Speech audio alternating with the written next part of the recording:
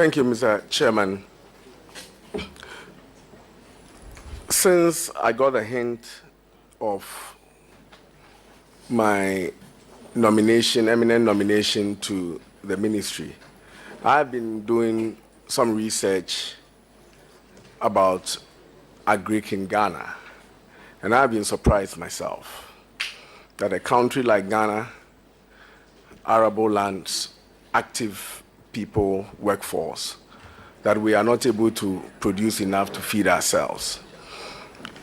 Mr. Chairman, I found out that several factors contribute to this. One is the yield per hectare. Currently, for rice, we are crawling at around 3 metric tons per hectare, as compared to what they are doing right here in River State, 10 metric tons per hectare, and even in Thailand, around 5 to 6 metric tons per hectare.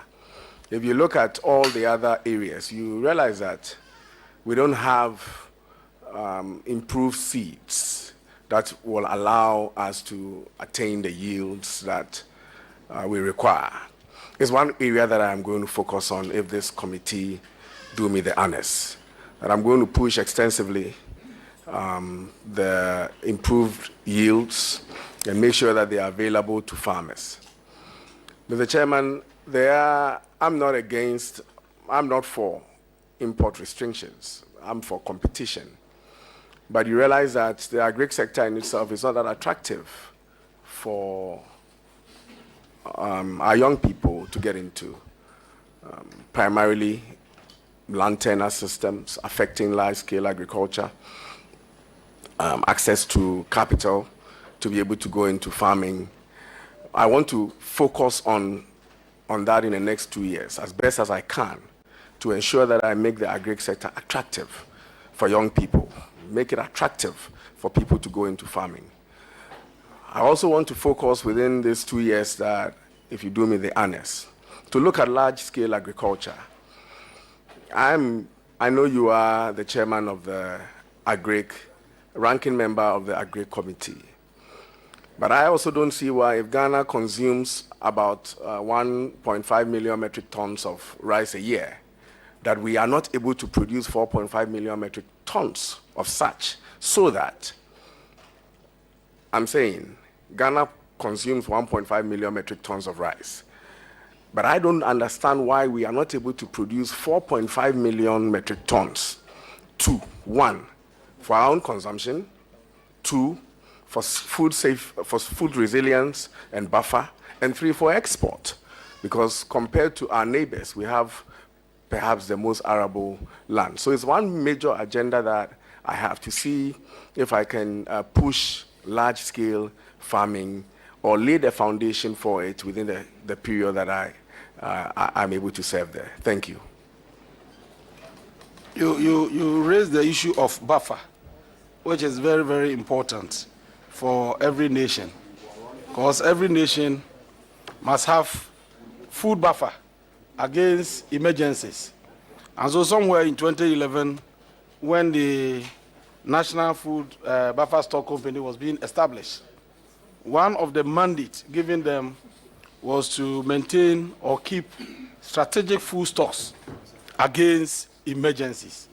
So that should there be any emergency, famine will not consume Ghanaians, will have something to lean on in terms of food. As we speak, since 2012, that an amount of 15 million Ghana cedis was advanced to the National Buffer Stock to support their operations. Not a pesewa has been made available to them to enable them play this critical role in our system. So Ghana, as we said, we do not have a cup of grains stored anywhere against emergencies. Honorable Minister, what do you think must be done immediately to assure Ghanaians that should, in case of any emergency, the Ghana buffer stock will be ready to sustain us for at least some days to enable us find something else to do? Thank you, Mr. Chairman. I was surprised myself when I found out that buffer stock is struggling, to the extent that they had the opportunity to feed the free SHS program. They have supplied quite a lot, but they are not getting payment on time. So beyond their initial seed capital, they are struggling in other areas. This is something that I will push to reverse immediately, that I get in. I know that these are hard times, but I will advocate strongly that as part of our national security, we need to ensure that buffer stock is positioned to deliver us when we get there. So, Ranking, be assured, I'm going to work with you to ensure that buffer stock is resourced to do what it's supposed to do. Thank you. Mr. Chairman, my last question. Honorable nominee.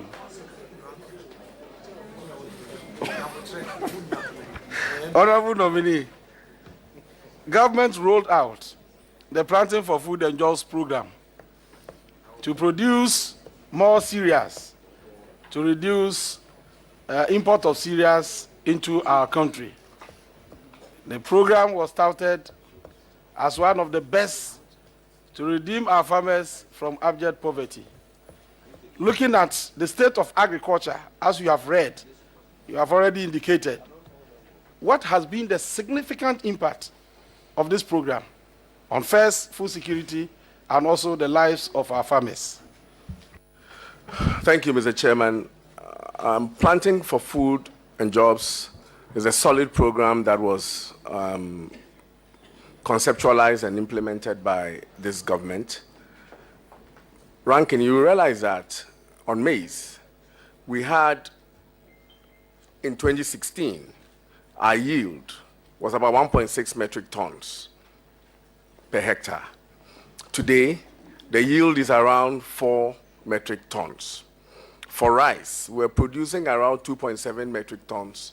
Today, we are about 4.5 metric tons. And for soya bean, we're about 2.7. Today, we're about 4. This is some of the, I can go on and on and on, but these are some of the things that the Planting for Food and Jobs have done. They have improved the yields such that the sector growth rate in 2016, which was hovering around 2.7%, today is averaging about 6%. So if you look at all the metrics under the Planting for Food and Jobs and all the grains, except for rice, we have been achieving surpluses from 2016 to date. Of course, there are factors that are, a follow-up will be, if we are having surpluses, what accounts for the inflation? We'll get there. But in terms of contributing to ensure that there is food available, the Planting for Food and Job has been relatively successful. And I want to go and continue by supporting the various modules under the Planting for Food and Jobs, if given the opportunity, to ensure that it achieves its full objective. Thank you. All right, thank you, Eric. Lee says it's going away, so I'll give him. Thank you.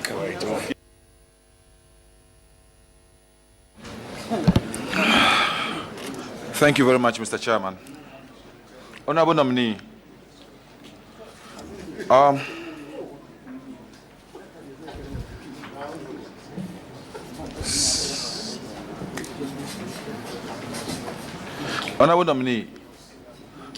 you agree with me that illegal mining has had a serious effect on food production and incomes of farmers. To what extent do you see this activity as a national security threat on the future of agriculture in this country? Thank you, Mr. Chairman. It's quite elementary. We require poison-free water to irrigate our farms. This is the case where our rivers are being polluted, and it prevents the farmers from using the cyanide-infested waters to irrigate. So clearly, the effect of, then you also have the galamsey itself, which is degrading our lands.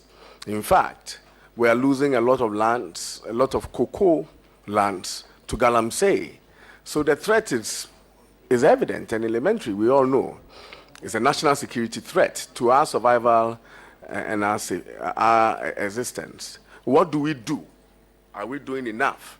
I think that's something for us parliamentarians to assess, and if we are not doing enough, pass the laws, provide the funding so that those implementing agencies will have the right laws and right tools to do what they have to do for our collective security. Thank you.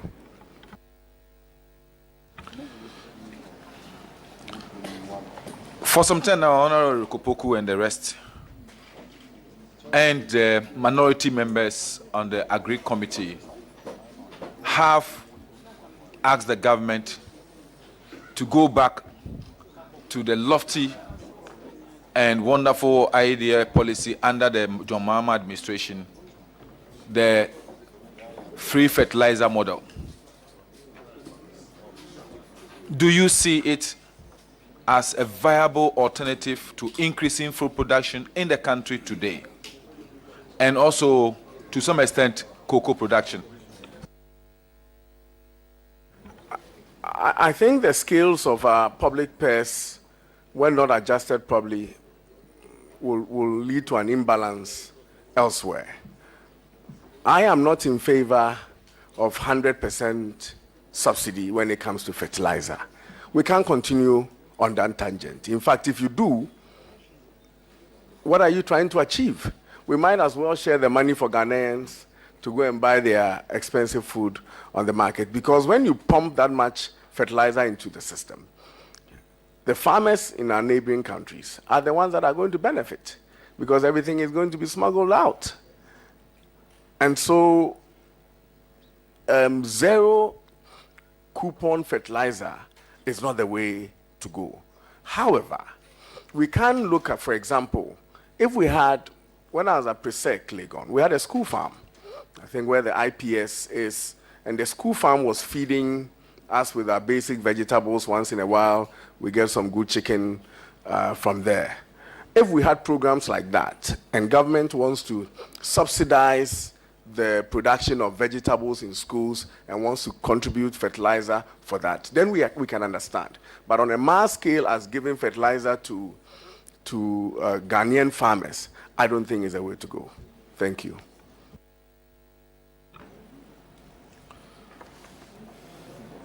Chair, my final question. The Honorable Nominee has conceded to the fact that there is increase in prices of food on the market. I am saying we can go into that. Do you see it as critical as far as income levels are concerned? And if it is critical, what do you think government should do in the immediate sense to be able to make sure that the prices of foodstuffs do not impact too much on the pocket of workers? I think what government should do immediately is to look at the cost of bringing the production down, because there are other factors that leads to price increase. The logistics, price of fuel, transportation, and to some effect, greed are the ones that are contributing to the hikes on the market. And we all go to the market. But if the production, the cost of production itself is reduced through increased yield. So if you are getting, for example, 1 bag of maize per acre, and with improved seeds, you are now getting 5 bags of maize per acre, then it means that the cost of production has gone down. And that is why I said when I was answering Honorable Eric Opoku that I'm going to focus immediately on improved seeds so that I can increase the yields to bring the cost of production down. And as the economy normalizes, some of the factors that are also contributing to the hikes in price will also normalize. Fertilizer that used to be $160 per bag is now hovering around, if I shot up to about 600, and the price is also dropping. As the global logistics problems are calming down, the price of NPK fertilizer is also dropping. So the factors that were contributing to the increase in price are beginning to normalize. And perhaps for the first time, you saw food inflation also going down in about 8 months or so. So as things normalize, the prices will come down. But with a push of improved seeds, I believe that it will go down much faster. Thank you. Okay. Very well. Welcome, my colleague. Congratulations for the nomination. I don't know if the question has been asked, but there's this issue in air, especially being propagated by some of our colleague MPs, that through your activities, people died in Ayawaso, West Wogo. How many people died?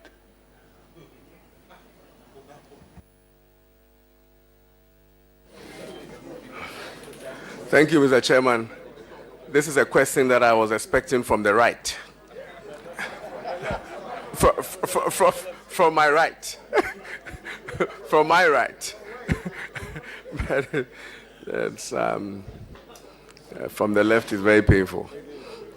I am not aware, and perhaps say on authority, that nobody died on the incident at Ayawaso, West Wogon.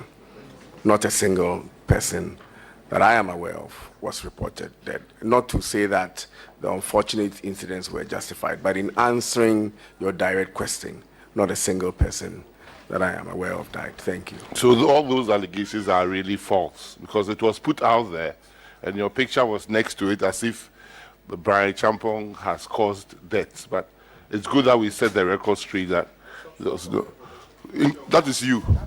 That's yours. My second question, my source of information. Chairman, it should whoever said that. He's part of that source of information. Can I regulate, please? Proceed with your question. Thank you, Mr. Chairman. Mr. Chairman.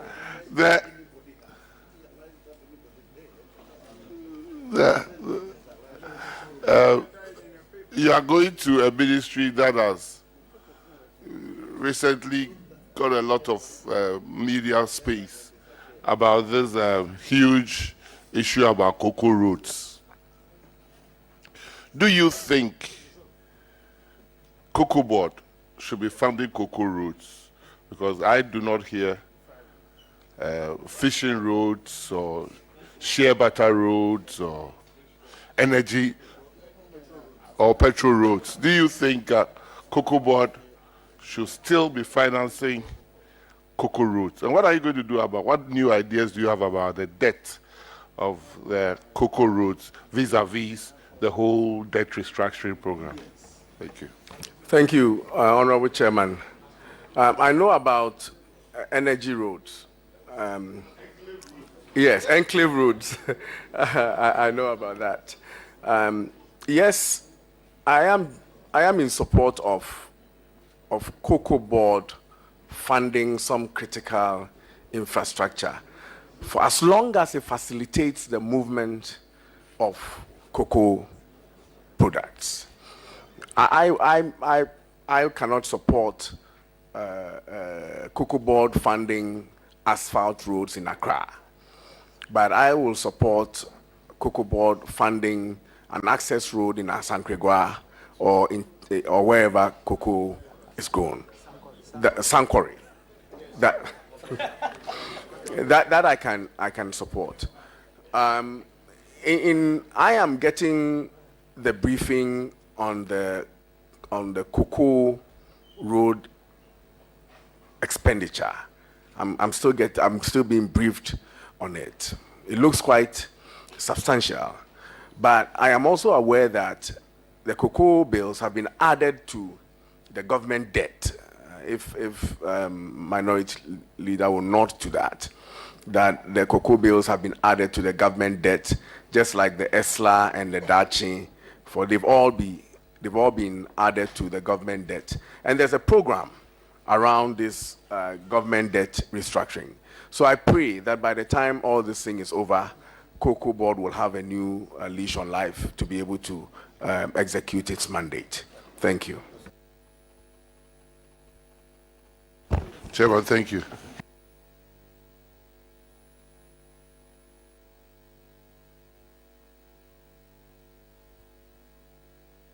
Sosu.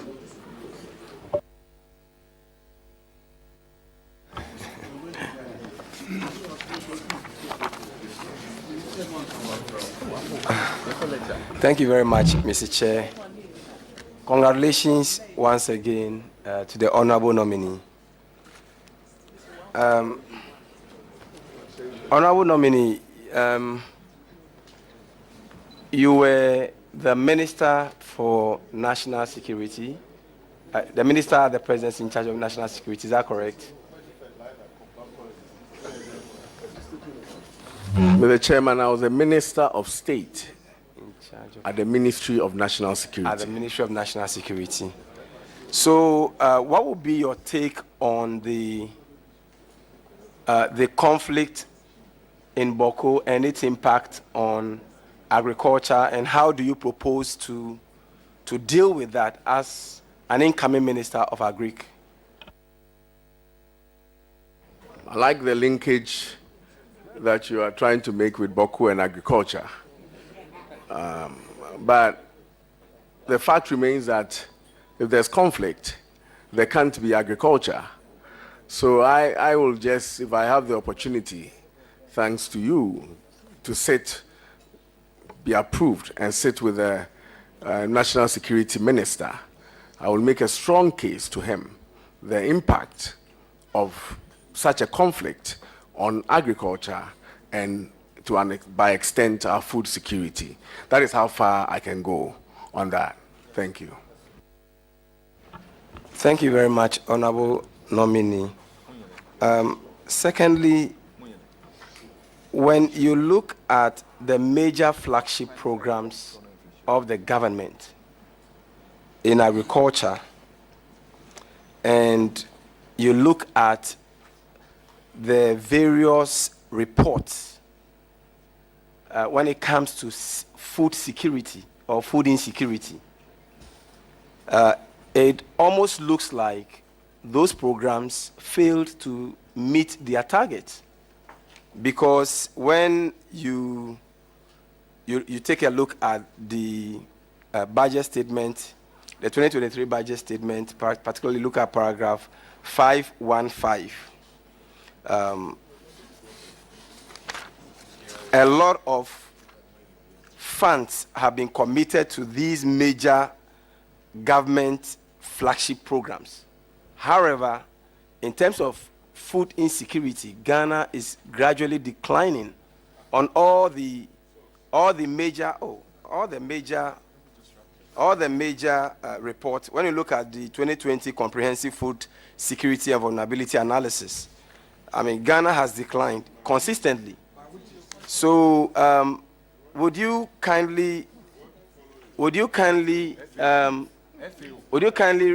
assure the committee what you will do differently to secure, to enhance food security in Ghana?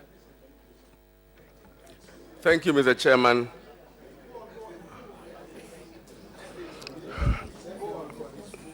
Thank you, Mr. Chairman. I will rely on the Ministry of Food and Agriculture's report and that of the Ghana Statistical Service. And if you look at the Ministry of Food and Agriculture's report, in the last 6 years, we've achieved surpluses in almost all the crops except for rice. The growth rate has been about 6% on the average compared to about 2.8% in 2016. But if you look at the quantum of money that sits on the budget and then conclude that a lot of money has been pumped into the Ministry of Agric, and therefore we should see a corresponding output. It becomes a problem because, Mr. Chairman, you have about 600, the Pualugu Dam, the Pualugu Irrigation Project, which costs about 5 billion Ghana cedis, is sitting on the books of the Ministry of Agriculture as contingent liability. And as and when certificates are submitted, it matures. It's actually added to the outstanding liabilities of the ministry. And so you will see that the ministry's budget expenditure line will look huge, but it is all not going towards the planting for food and agriculture. And it's one of the things that I'm going to plead with Parliament to accept for the Pualugu Dam project be taken off the books of the Ministry of Food and Agriculture, because it sits there, it's huge, and it makes everybody think that the ministry is getting so much money, and therefore, justifiably, they expect so much from them, when in fact, the dam is actually benefiting us in other areas. So that is how come you see that huge figure, and justifiably your expectations of that. But to add, Honorable, there's really no food shortage in the system. I mean, if you drive Accra to Cape Coast, Accra to Tamale, there's availability of food. I've mentioned earlier that the challenge that we're having is the cost of production, and therefore the price. And things are normalizing, and with our leadership, it will improve for our entire food security. Thank you. Mr. Chairman, I still want to remain on food insecurity. The reason being that it is so fundamental to every nation. And given the fact that you look at the disturbances in the sub-region, it's so key that as a people, we will be concerned about insecurity of food. And the reason why I'm saying that is that food security or food insecurity is not necessarily about non-availability of food. It's the risk of the risk of shortage of food. And the report I made reference to earlier is actually published by the government of Ghana. It's actually a document of food, FAO.Government of Ghana website that I got this latest information. And it's titled, Ghana 2020 Comprehensive Food Security and Vulnerability Analysis. Just ask your question. Very We don't challenge you. Now, in that report, it reports that it reports that out of the population of Ghana, about 3.6 million people are at risk of food insecurity. What kind of leadership are you bringing to the ministry? What kind of leadership are you bringing to the ministry to ensure that Ghanaians will not be at risk of food insecurity? Thank you, Honorable Member. If you read the same report, I'm privy to that report.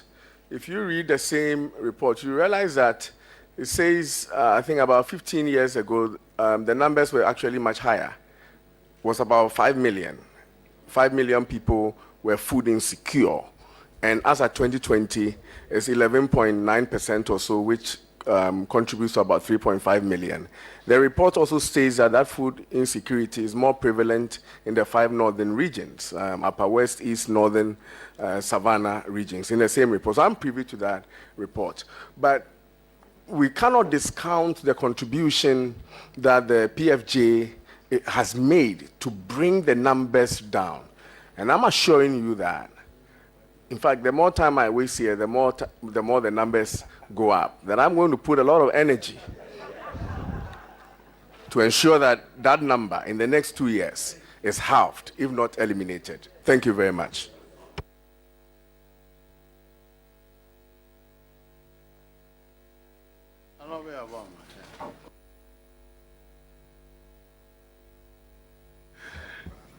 Thank you very much. Minister, nominee, congratulations, my brother. Are you privy to the government's white paper on the report of the Commission of Inquiry into the Ayawaso West Wuogon events. And if you are, whether you want to tell us as a committee your role and the findings therein in that report to set certain matters straight before the good people of Ghana. Thank you.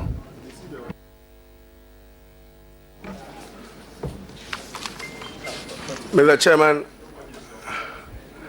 a question again is coming from my left.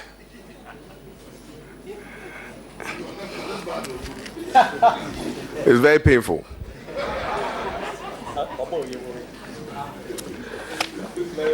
Mr. Chairman, Ayawaso has been my Waterloo. It's something that in the performance of the duty of the state, an individual has been unjustifiably held liable for something that that individual knows nothing about. I have perused the 500-page report of the Ayawaso West Wuogon Commission, more than 500 pages. And my name was not mentioned anywhere in the report as having done anything. In fact, if you look at the findings, and I have a copy, an abridged version of the findings here. If you look at the findings of the report, Mr. Chairman, except for Chapter 3, Findings and Recommendations, bullet point 1.7. The Chairman, for the record, I want to read. In this regard, the Commission finds that these persons were deployed.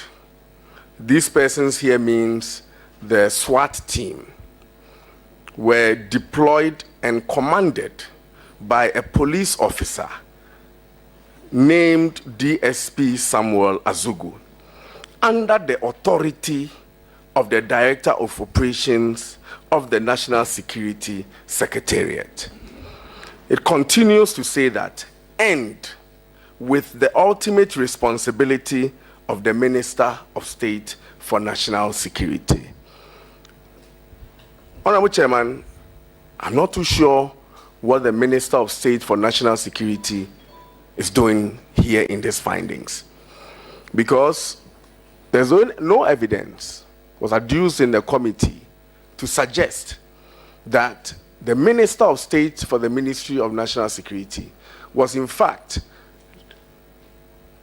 the authority under which the SWAT people, I'm talking about the functional organogram of the Ministry of National Security. There's no evidence to suggest so, that I was responsible for the SWAT team at the Ministry of National Security. So if a finding is made that the people were sent to Ayawaso under the command of a police officer, and the police officer was under the command of a Director of Operations, and the Director of Operations is under the command of the Minister of State of National Security, and the Minister of State of National Security is under the command of the Minister of National Security, and the Minister of National Security is under the command of the President, and so on and so forth. Where does it end? And why will they come and end it at my doorstep? Not being part of the operation, not being part of the command on that day, to come and place a finding that and the Minister of State must have ultimate responsibility. No evidence was given to that. Mr. Chairman, if you look at the recommendations that were made, it frightens me. Of course, the Commission did not recommend, notwithstanding the issue of facts that I have against it, they did not recommend my prosecution, because there was no facts to support that. But they placed an individual liability on me. And the individual liability is born out of the fact that, Mr. Chairman, and I read, the commission recommends that Mr. Bryan Acheampong be reprimanded for his ultimate responsibility as minister in authorizing an operation of that character on a day of an election in a built-up area. Mr. Chairman, even in the unlikely event that I was a minister of state and authorized that operation, what I am being asked to be reprimanded for is not a crime. Honorable, my interest is not the speculation. Did you authorize that operation? Mr. Chairman, I did not authorize that operation, and that is why it was easy for the white paper to say that they reject the recommendation because it is without basis. But I must add that the Ayawaso incident is a blot on our democracy. I pray that it doesn't happen again. I sympathize with those who are wounded on that day. Indeed, when I was there at the Ministry of National Security, I ensured that all those who were wounded were treated at the 37 military hospital, and all expenses of such were paid by the state that authorized the operation. Subsequent to that, Mr. Chairman, laws have been passed by this House, and today we no longer hear about vigilantism the way we used to hear about it in the past. It was unfortunate it happened. It should never have happened, but be that it may, it's past and gone. But where the liability is being placed is where I think is misplaced. Thank you very much. Thank you very much. I'm happy with your response. Mr. Chairman. Just a second. Patrick, just a second. Chairman, please, the honorable nominee in his answer indicated that the state paid for the authorized operation. Was he referring to surgery? Medical. You mean the surgery that was conducted? I just wanted a clarification, please. Indeed, I am aware, because I was briefed, that all those who were wounded were taken care of at 37 and all their bills were paid. That is what I was told, and I believe in the briefing that I was giving. Thank you, Chairman. Honorable Acheampong, in 2011, Biosafety Act was passed by the Parliament of this country, permitting the production of genetically modified foods. And by 2014, field trials had started with GM rice and cowpeas in Ashanti region and cotton in the 3 northern regions. Subsequently, there were protests by the Catholic Bishops' Conference and food sovereignty non-governmental organization, to the extent that an injunction was placed on this process. We have 2 schools of thought on this very beautiful program of GMOs. What is your take on that? And are you interested in revisiting that issue, which is stalling? Thank you. Thank you, Mr. Chairman. I stand advised by the Biosafety Authority on the way forward on GMO. I'm not an authority in that space, and I'm not going to push an agenda of mine when it's hazardous to our population. Parliament set up the authority. They are competent and technical enough to advise a minister, and whatever decision that is being made because of the public interest, you can be sure that I will run it by Parliament, and if I get the nod before such will be implemented, notwithstanding that it's coming from the Biosafety Authority. Thank you. Thank you. Chairman, my last question. No, two. My last question. Are you challenging the chairman? Are you challenging the chairman? Honorable nominee, I see the good people and the chiefs from Kwau right behind you. And I know Afram Plains or Kwau North is a very, very important area in terms of food production in this country. Government has secured a loan to even construct a bridge across the river. And we vetted Honorable Afri Akoto here. We asked him questions about the Kwau North Plains and also the Accra Plains. I don't think you have more than 2 years at the ministry, God willing. What can you do within this space of time to turn around the fortunes of these two plains for Ghanaians to remember you for? Thank you very much and congratulations. I am a Kwau, and save for not being accused of conflict of interest by pushing a lot of agric to Afam Plains, I would like to generalize the answer that I am going to lead the ministry to ensure that there's food safety in the next 2 years. Thank you. Food security, not safety, food security in the next 2 years. Yes. Yes. Thank you, Mr. Chairman. Honorable nominee, it is trite learning that fertilizer application is time-bound. Over the past 3 or so years, anytime government releases these fertilizers to the rural people, most of the time for fertilizer application is gone. What will you do if you are given the nod to ensure the timeous supply of fertilizer to the local people, like people of Tobodom, Jamatimponim, among others? Thank you. Thank you, Mr. Chairman.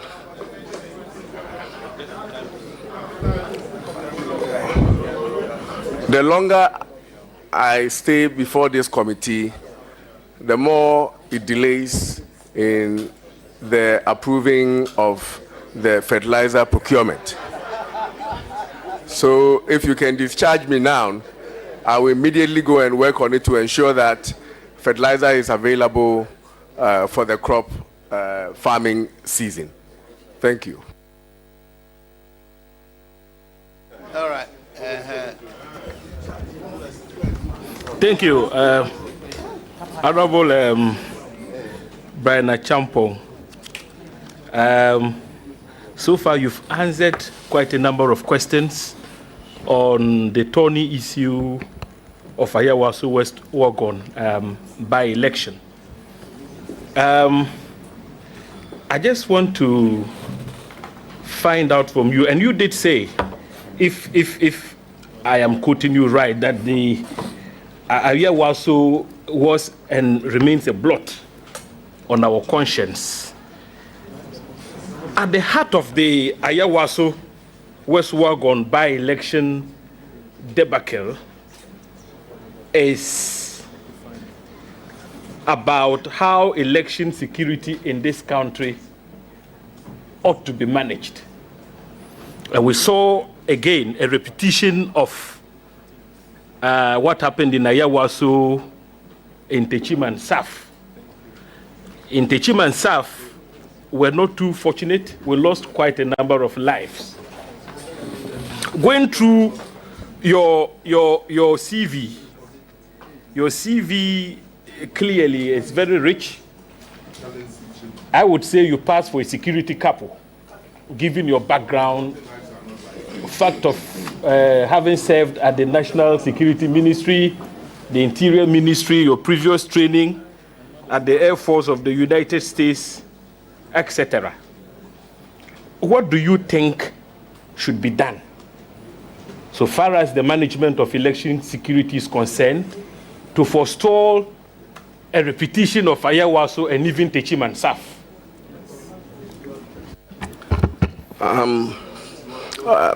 Thank you, Honorable Agaga. I sat with you on the Defense and Interior Committee, and I had prepared, honestly, on a straight tangent of agric and food security. If I had been prepped that a question will have a linkage between Ayawaso, Techima, and Etiwa East and how it affects agric, I'm sure I would have been, I'll train myself on that. But forgive me if I plead with you to stay in the lane of agriculture for today. I'm grateful. Mr. Speaker, given the background of the nominee, yes, admittedly, he's going to serve at the Ministry of Food and Agriculture if given the nod. But you see, the purpose of vetting him is to afford us the opportunity to bring out, tease out what is done previously, and if he has some experiences to share, he's asked to share those experiences. Honorable, you're asking him what he will do in the future. And in particular, as a sector, somebody else is responsible. If he makes a comment or suggests something, it may become a basis for comparing him and that other person. So I suggest that you ask another question. Ask another question. Very well. Mr. Speaker, then this shouldn't pass for my first question, so that I can ask a different question.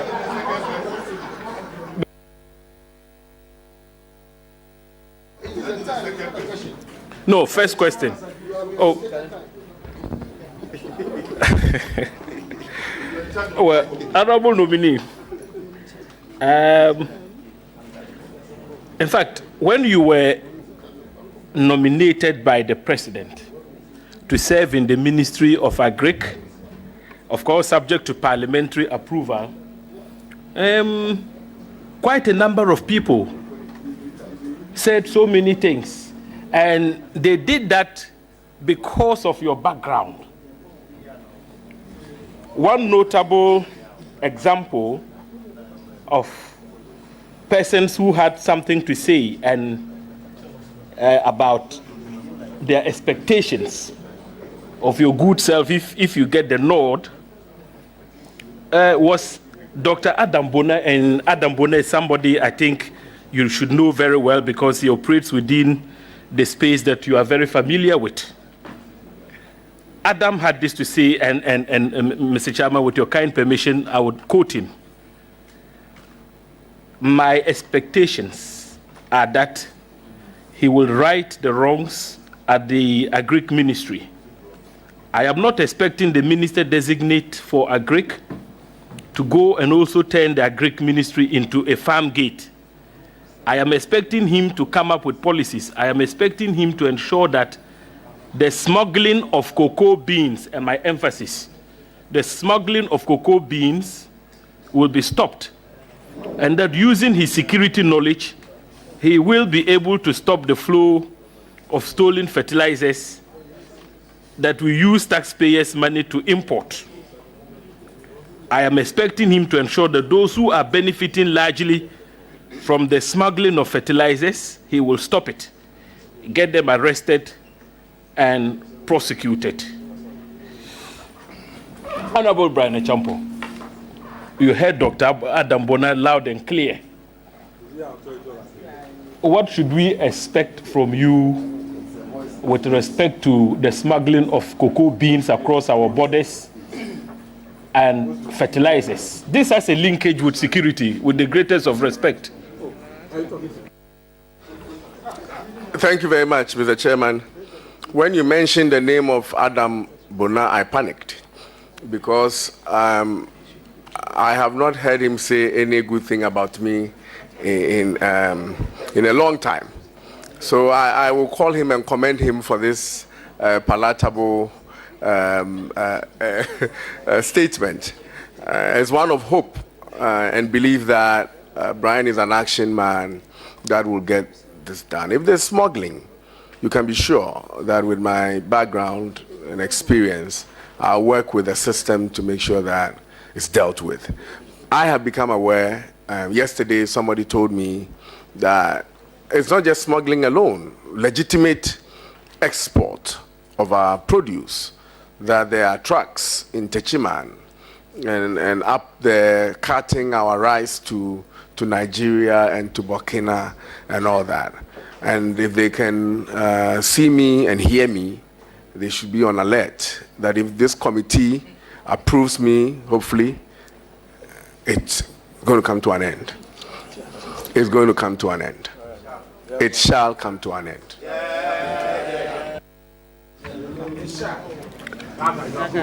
Honorable nominee, honorable, a follow-up. Sorry. Okay. Honorable nominee, this morning, and I say I am making reference to what transpired in the morning because you are a member of the appointments committee.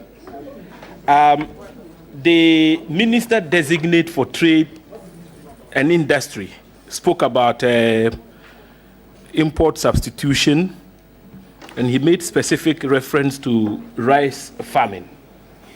Now, I come from a part of the country where we are endowed with fertile lands for rice farming. I'm talking about the Fumbisi, Gbedembilisi valleys, and Honorable Patrick Boama is aware about the valleys. Those valleys stretch from Bulsa land all the way into Mampurugu. So you have Kategra, you have Jadama, you have Yaraba Kubore. There are about 7 valleys. And agricultural experts have said that if those valleys are put to good use, Ghana could feed the whole of West Africa with rice. Now, I've asked the former Minister for Agric this same question before. Unfortunately for us, the road network linking those fertile valleys and the network runs through Navrongo, through to Sandema, Fumbisi, Yaraba Kubore. It's very bad, in terrible shape. Honorable Minister, first, what would you do to ensure that the potential of the valleys are fully tapped? And 2, what would you do to improve upon the road network? 2 questions in one.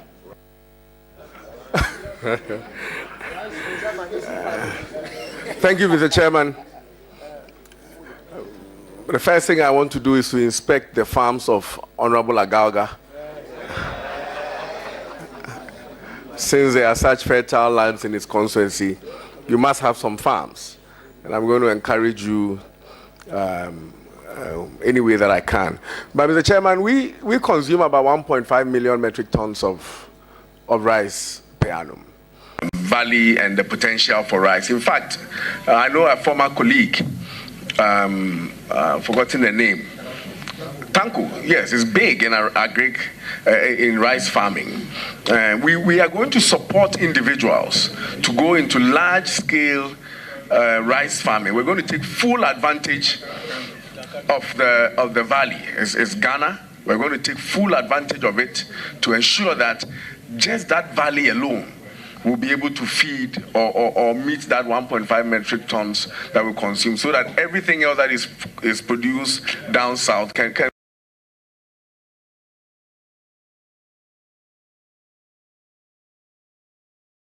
so that everything else that is produced down south can serve as a buffer.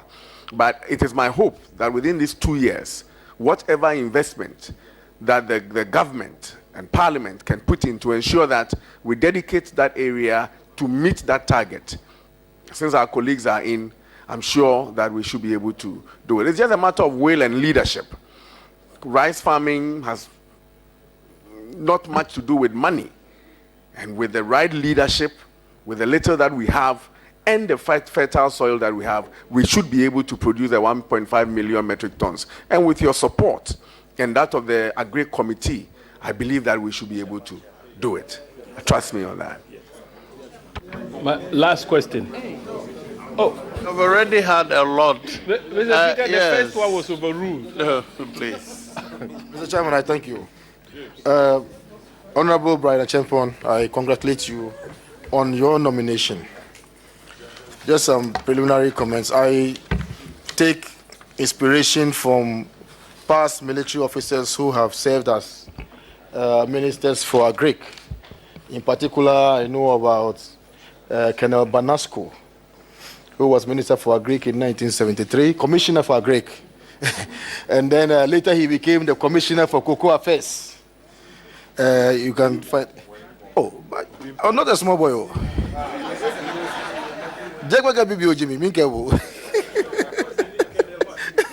Colonel Banasco, later, you know, Major retired Kwashiga also became Minister for Agric.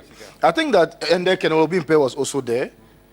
All these people were very, very successful, you know, as far as the Agric ministry is concerned. So I believe that with your background in the military, you will be able to, you know, bring your military experience to bear. But between Ghana and La Côte d'Ivoire, now you compare it to OPEC countries. OPEC countries are responsible for just about 30% of the global oil production, but they call the shots as far as prices are concerned. They determine outputs, whether they should increase output, they should reduce output, and so on and so forth. Now 60%, we don't have a say. As a matter of fact, we are even in a competition as to who will produce more, without looking at how to control prices of cocoa. Should this committee grant approval, what would you do to roll back some of these, imbalances as far as the global trade of cocoa is concerned? Thank you, Mr. Chairman. Thank you. To roll back some of these, imbalances as far as the global trade of cocoa is concerned. Thank you, Mr. Chairman. Thank you. I am still getting briefings on the ministry and its agencies, and I cannot profess to be an authority in everything, and so I really don't want to make a comment on this matter, insofar as there are aspects in the ministry and government may have taken a position already. And then a minister designate for agriculture is now professing another tangent to the matter. If you approve me, I will, of course, listen to the aspects and then the government position on the matter and support whatever the government is doing to right the wrong, so to say. And so I don't want to sit here and make new policy directions on what I'm going to do, but I'm sure that government has a position on this matter already, and I'm going to champion that. Thank you. Thank you very much. Mr. Chairman, my next question to the nominee has to do with his business interests. Now I've been to a place called Rock City. Are you the owner of the place? Before I proceed to my next question, do you own Rock City? Proudly so, Mr. Chairman. Now, that humongous edifice that I saw belongs to you. Now, what is going to happen to Rock City? Are you going to leave it in the hands of third parties? I mean, are you sure that you'll be able? Are you sure that you can have your eye on the ministry and not put any eye on Rock City? Because that is quite a colossal investment. I believe it's one of the largest in Africa, if not the largest. Correct me if I'm wrong. Thank you, Mr. Chairman. I carry the vision, and aspects are running Rock City, and so shall it be. Thank you. Now, Mr. Chairman, my last question. I've done two. Mr. Chairman, no, this one is a very straightforward question. You have less than 2 years to serve, in this ministry. Should the committee approve of you, what legacy would you want to be remembered for in the event that you stay in the ministry until this government, term expires? Thank you. Mr. Chairman, that will be all. Thank you, Mr. Chairman. Flowing from the statistics that Honorable Sosu queried about, it is my vision that those numbers will be halved at worst and at best eliminated so that there's food security in this country. I'm praying that within these 2 years, I'll be able to lay a solid foundation for large-scale agriculture. And if God is kind to the MPP, continue to be able to, or any Ghanaian for that matter, that occupies that position, will carry on the vision of large-scale commercial agriculture. Mr. Chairman, in the next 2 years, improved yields is something that I'm going to focus on. God is not making any more land, so we need to get the most out of what we have. And therefore, if we are producing maize at 3 metric tons per hectare, it is my hope that we'll be able to move it to have improved seeds made in Ghana, not anywhere else. That will give us a yield of about 10 metric tons. And so for all the cereals and everything that is in our various food baskets. The food baskets differ from the south to the middle belt to the north. Everybody has a different food basket. But to make sure that we have enough food in the system, enough in buffer, and enough that we are able to export. If anything at all, I should be able to set the foundation for these things to take off. Thank you very much.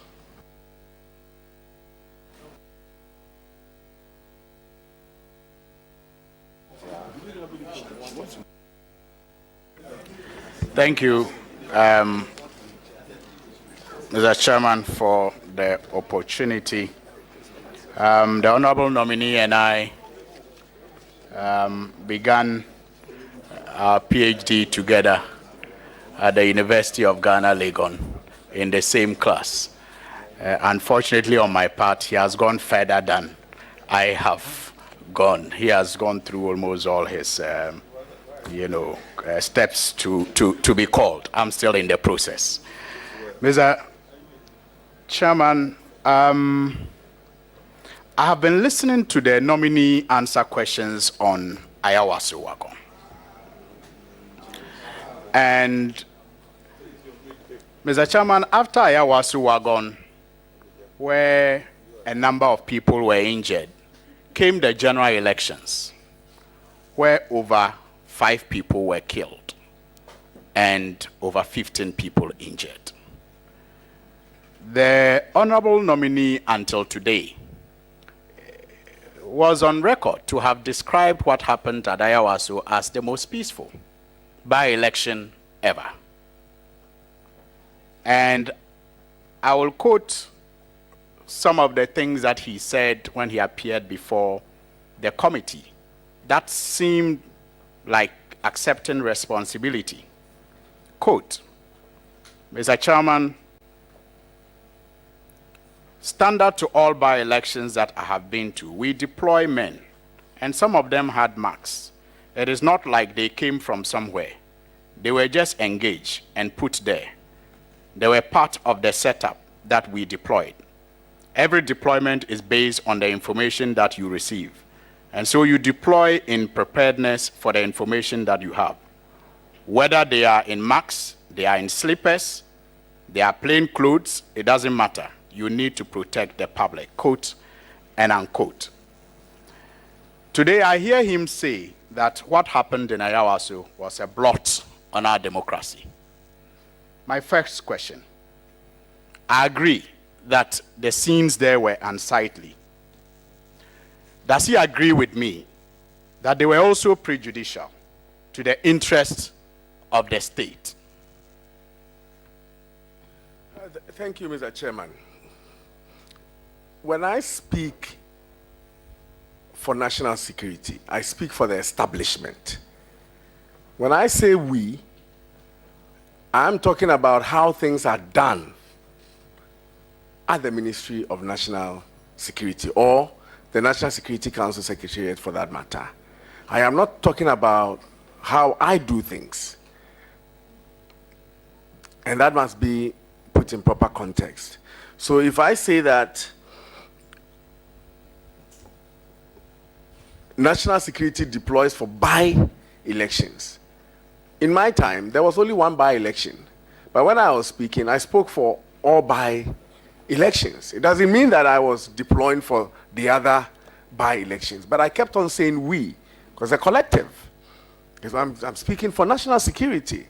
And that is just how I have to speak. In fact, that almost landed me in trouble at the commission, where it was believed that I said I. And they combed through the records. For 13 minutes that I was at the commission, they played tapes. And we all listened, waiting for me to have said I, which then places responsibility on me. But I never said I said we. And when I say we in this context, I'm talking about the Ministry of National Security. Mr. Chairman, my question is, does he agree with me that a blot as he says it was on our democracy, was it also prejudicial to the interest of the state? Does he agree?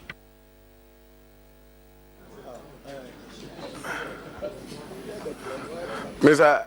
Chairman, I need guidance on this one. I don't know, maybe he has the prejudicial in respect of what? Maybe you'll explain further. Was it in the interest of the state? I'm sure that we know the meaning of prejudicial. It's an English word.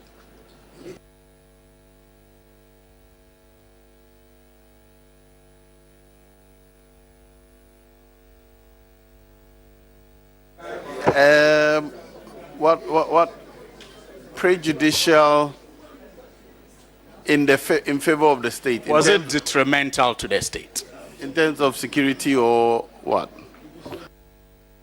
The chairman, in as much as we are trying to have a good image for our country, any bad publicity for our country is bad for Ghana.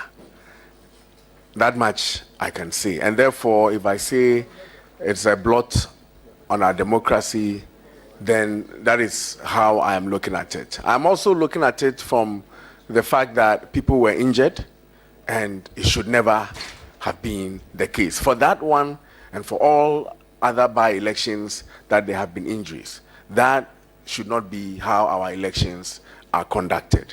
Thank you very much. Mr. Chairman, so I've heard the nominee. He may not use the word prejudicial, but he agrees that it was detrimental to the interest of the state. Mr. Chairman, I may have also heard him talk about why he should not personally be held responsible for what happened, because he may have had, in his words, other supervisors senior to him. He's even gone to the extent of making reference to the president, who is the commander-in-chief, and all of that. But I've heard him, Mr. Speaker, and I think we've all heard him. But, Mr. Speaker, there is a commission of inquiry report. And all that he says, Mr. Chairman, on this table and outside this table do not amount to stepping aside the commission of inquiry report. And the finding, 3.3, paragraph 36, is clear that the commission recommends that Mr. Bryan Acheampong be reprimanded for his ultimate responsibility as minister in authorizing an operation of that character on a day of an election in a built-up area. That is the recommendation, or that is the finding. I mean, those are, that is the recommendation based on findings that the Commission of Inquiry made. Mr. Speaker, I go back to my popular constitutional article today, 94 2D. And I ask prejudicial to the interest of the state for good reason. If we all agree, Mr. Chairman, that it was a blot, it was instrumental to the interest of the state, this Commission of Inquiry report says that he should be held responsible and should be reprimanded. First of all, was he reprimanded? And since this Commission of Inquiry report has not been stood aside, is he qualified to be a minister of state? Thank you, Mr. Chairman. I would like to provide my schoolmate and classmate some education, since I have gone a little further than him. If you look at the constitutional provision, and this is not to justify in any way what happened at Ayawaso. That is not what I seek to do. But if you look at the constitutional provision 280C, it says that the Commission of Inquiry shall furnish in the report the reasons leading to the conclusions stated in the report. That is 280C. That if there's a finding, you provide reasons for those findings, and then you make recommendation. And I'm saying that in the 500 plus report, there wasn't any mention of me having authorized anything anywhere in the report.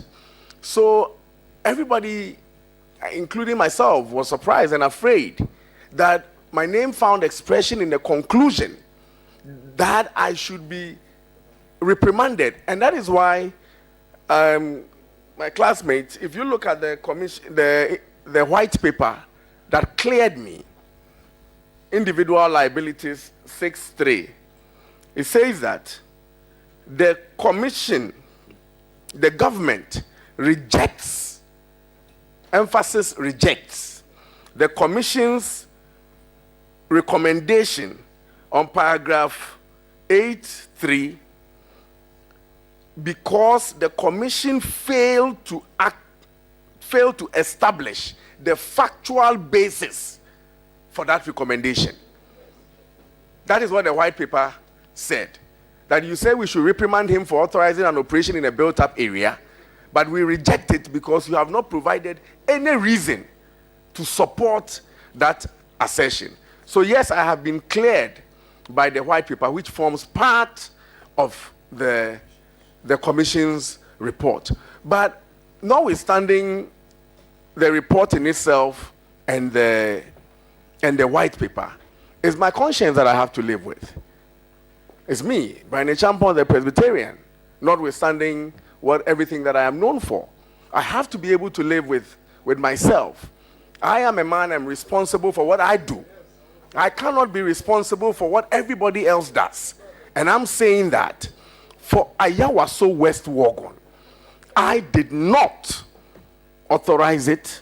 I didn't know anything about it. When I had opportunities to speak, I spoke in the collective that yes, I knew of the SWAT team.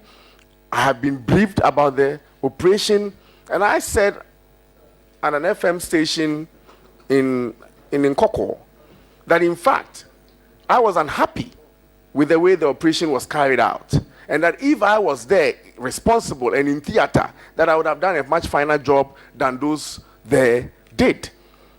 So yes, there was a commission of inquiry. Yes, they made some findings without basis. Yes, they made some recommendations. Yes, the white paper was written, and it cleared me that there was no factual basis for what they were asking the government to do. Thank you.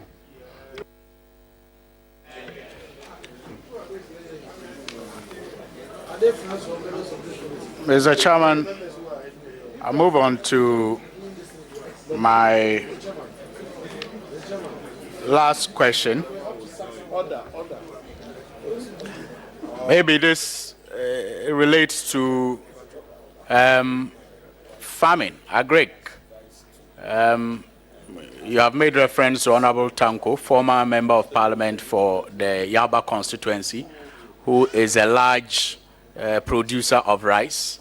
In that enclave, Akando is also, doing very well in the production of rice. Honorable Akando. Honorable Agalga is saying me too. Between the two of them, I'm a small boy. I mean, they are doing thousands of acres. I'm only doing hundreds of acres, so I don't compare myself to them at all. But there is currently a problem with paddy rice.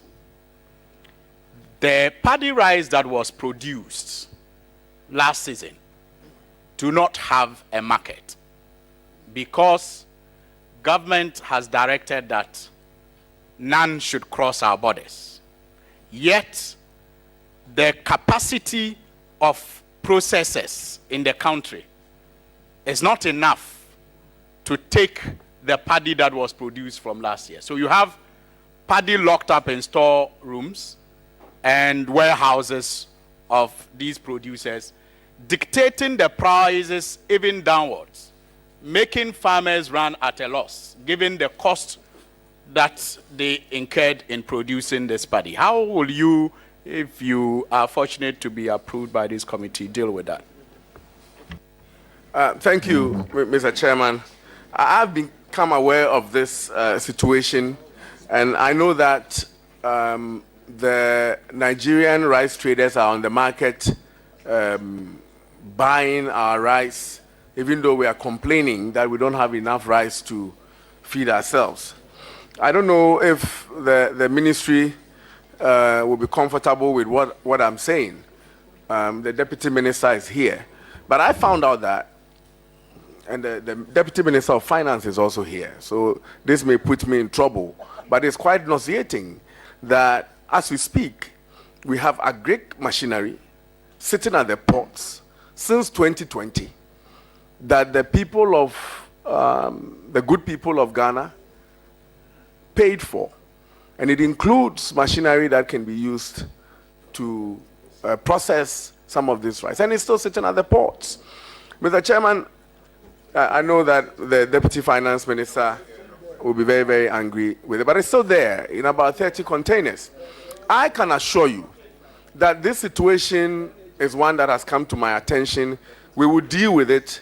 Every agric machinery that we import is going to go into dealing with the situation that we are talking about until such a time that the private sector have the capacity to mill our rice to feed into the population. I will act on it, Honorable Suhini. I shall. Thank you very much. Very well.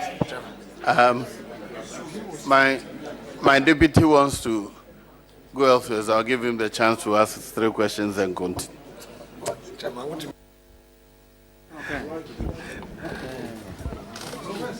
Honorable nominee.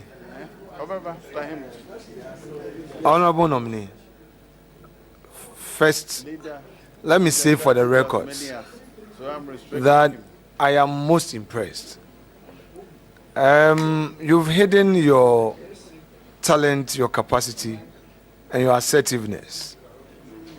And today, you have lifted the veil. And you've left nobody here in any doubt. Let me ask you a question. First, how did you react to yesterday's press statement from Honorable Fifi Kwete regarding the position of his party vis-a-vis this morning's press conference by the minority? Proud to your being here.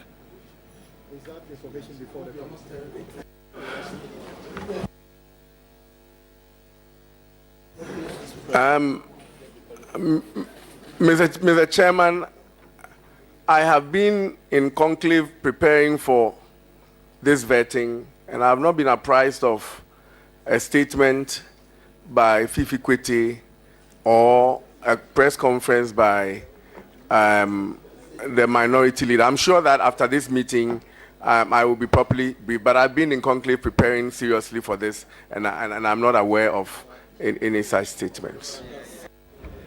So now, Honorable Nominee, do you feel very relieved that today you've had the opportunity to tell the whole of Ghana that indeed you were not implicated in this Ayawaso West Wugon matter, and that the Constitution and the white paper put together, you are qualified to hold this office and that there is no such constitutional injunction by operation of Article 94 or that of 280 C and D.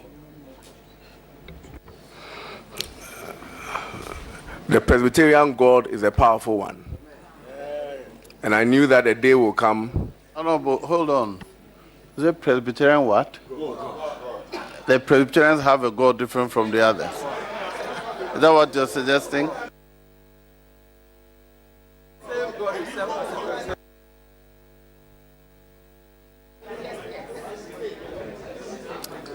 The chairman, I believe it is the same God. I praise Binyami. Asumdwe Nkao. And I knew a day will come when I'll get the opportunity to explain and lift the veil of the propaganda surrounding the Ayawaso West organ. And I'm grateful that I have the opportunity today. For those who want to believe me, I'm sure they've moved on. And for those who don't want to believe me, I don't think this will even provide the opportunity. But as long as I've been heard and my conscience is clear, I think I'll be able to move on. But secondly, on the matter of me being indicted, I think I applied to become a candidate of the New Patriotic Party during the 2020 elections, and I was accepted, and presupposes that nothing holds me from becoming a minister of state. Thank you. Now, you've spoken a lot about agriculture, the fact that you want to provide leadership for the purpose of food security. Now, we know that cash crop is critical for our foreign exchange support, especially cocoa as a cash crop.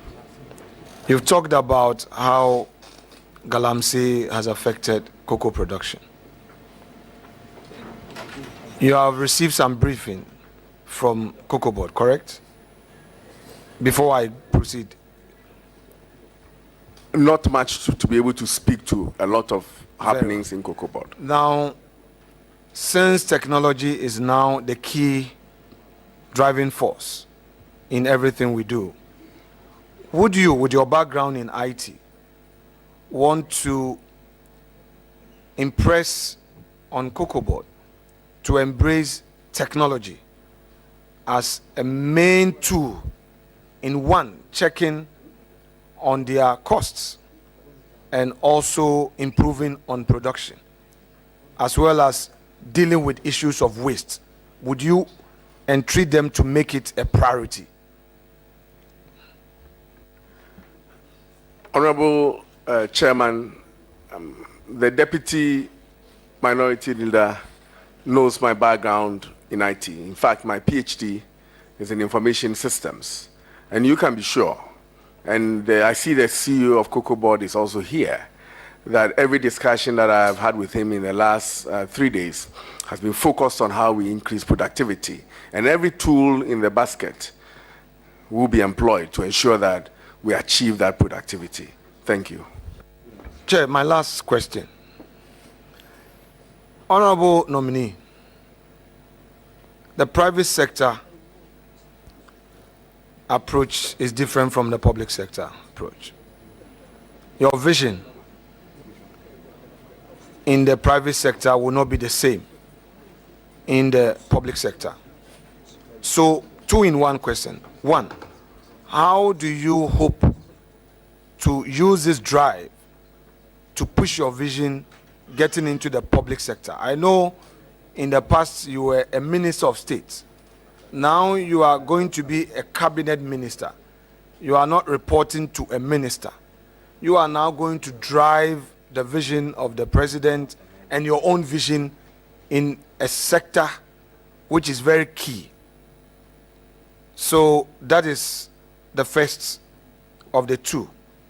Second, from the briefing you've had, are there still donor support for agro-related programs, such as chemical supply, fertilizers, and other inputs for farmers?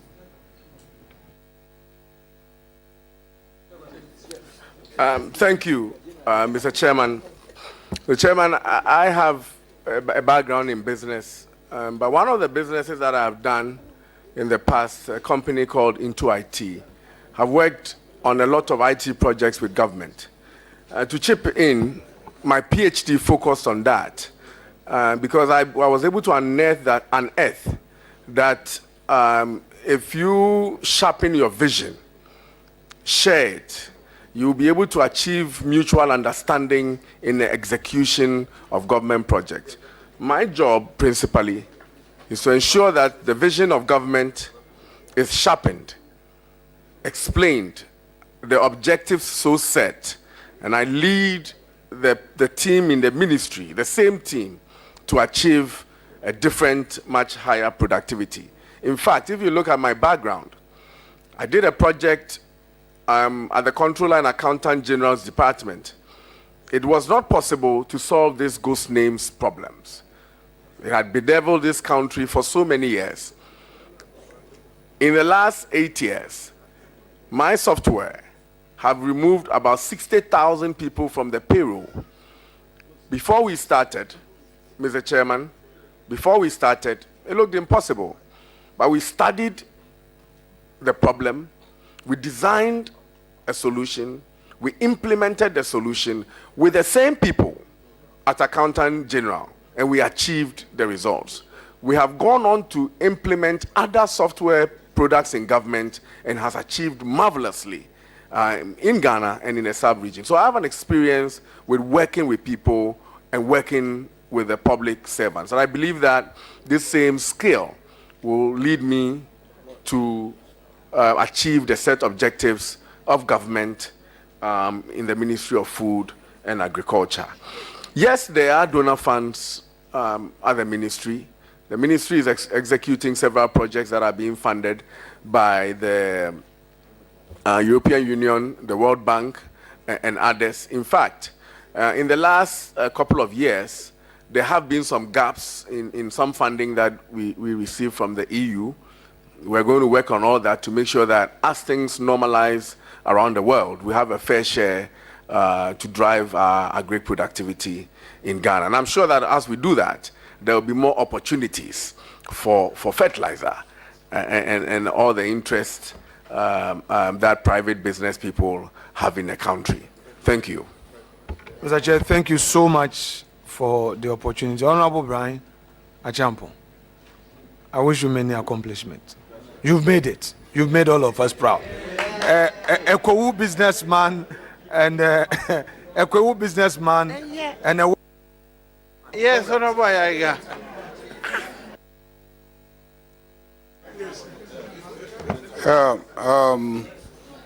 Thank you very much.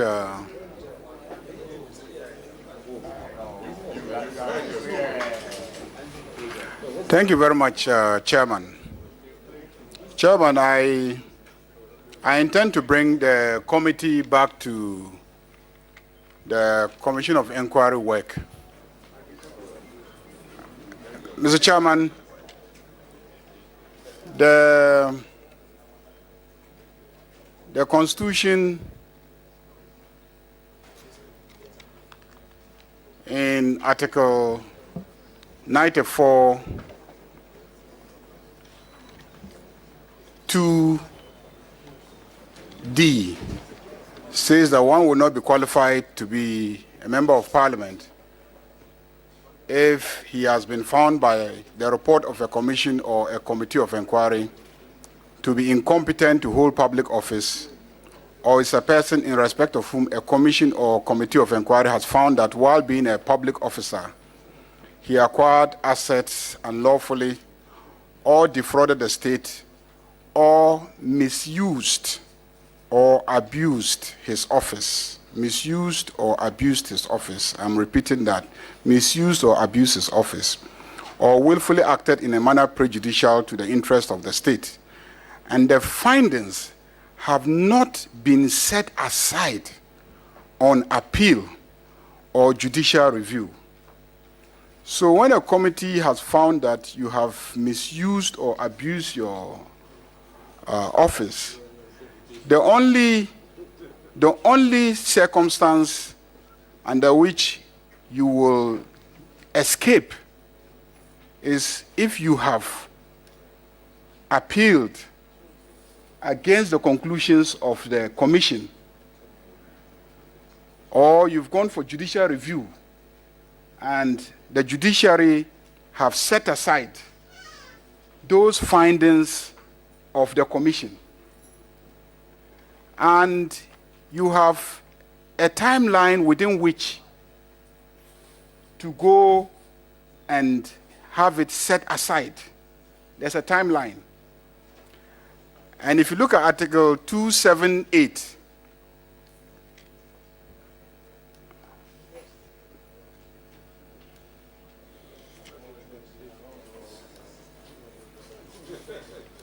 Article 278, that deals with commissions of inquiry, and 282, it is clear that you have a timeline of 3 months. After 6 months, because the president or the government must publish the findings of the commission with a white paper within 6 months. If they don't publish it within the 6 months, then you who may have been found or negative finding has taken place in relation to your person, you must go to court and set it aside. Now, the committee, somebody mentions white paper. Interestingly, a white paper does not absolve an individual in respect of which there's a negative finding. White paper just states government's thought about the commission. Yes. So yes. So I want to find out from you.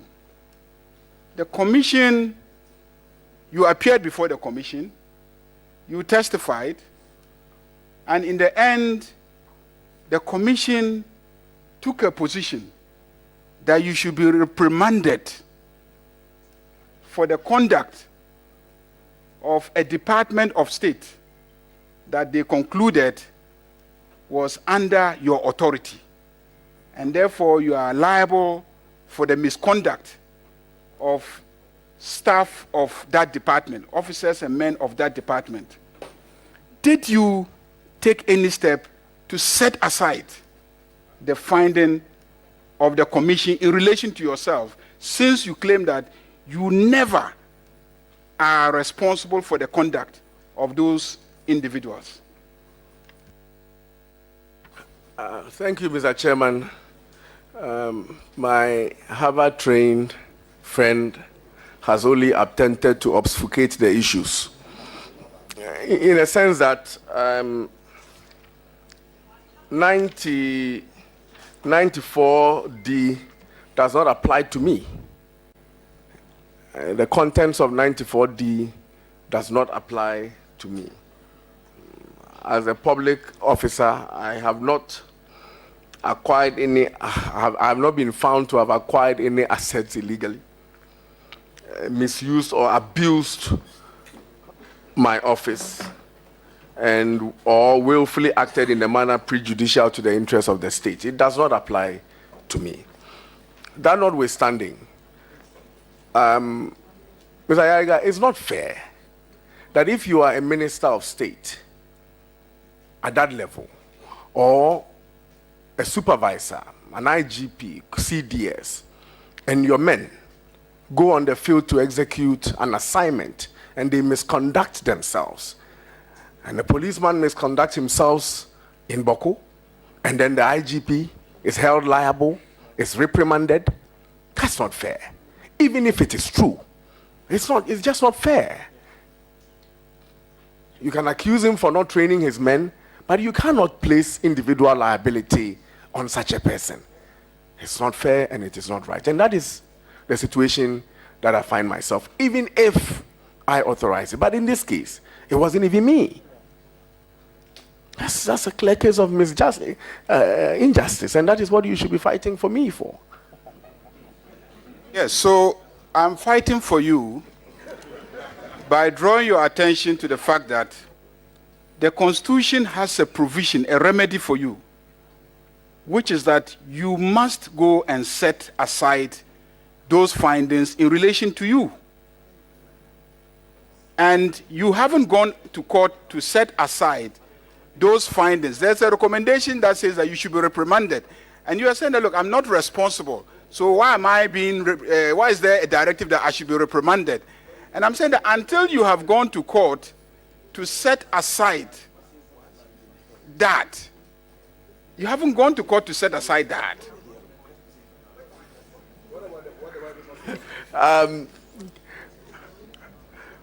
My Massachusetts colleague, I disagree with you, because I'm sure I know that you're a constitutional person, and you know the provisions of 285, and so we don't have to debate this, but the facts are there in 285. Please.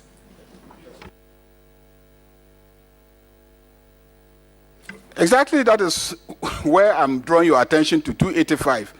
The finding of a commission of inquiry shall not have the effect of a judgment of the High Court as provided under Clause 2 of this article, unless 6 months have passed after the finding is made and announced to the public, or the government issued a statement in the Gazette and in the national media that it does not intend to issue a white paper on the report of the commission, whichever is the earliest.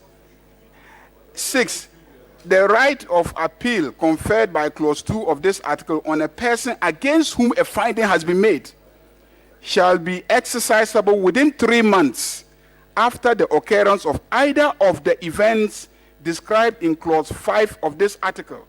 So 285 is actually the one that says that you should go to court and set aside, and that if you don't go to court and set aside, you know, the negative finding stands.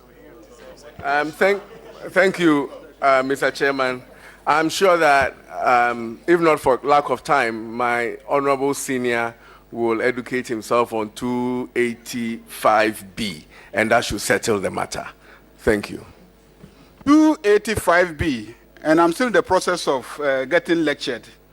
285B says, the finding of a commission of inquiry shall not have the effect of a judgment of the High Court as provided under Clause 2 of this article, unless B, the government issues a statement in the Gazette and in the national media that it does not intend to issue a white paper on the report of the commission.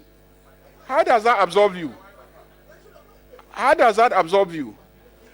Okay. So, Mr. Chairman. Yes. The issue is that I have listened to the nominee repeatedly admit that findings were made against him, that those findings were unfortunate and not grounded on the facts. Please, before the commission. Let's correct the record. He has admitted that recommendations were made against him, not finding. There are two different things. And so I was actually going to ask him whether there were any findings. So you finish. Mr. Chairman, he's my friend, there's no doubt about that. But we're all doing our work here. So, Mr. Chairman, that's your ruling on the matter. But I thought he would have proceeded on an assumption that nothing there implicated him or anything of that sort. But no. There's actually an express statement in the conclusions that he should be held responsible.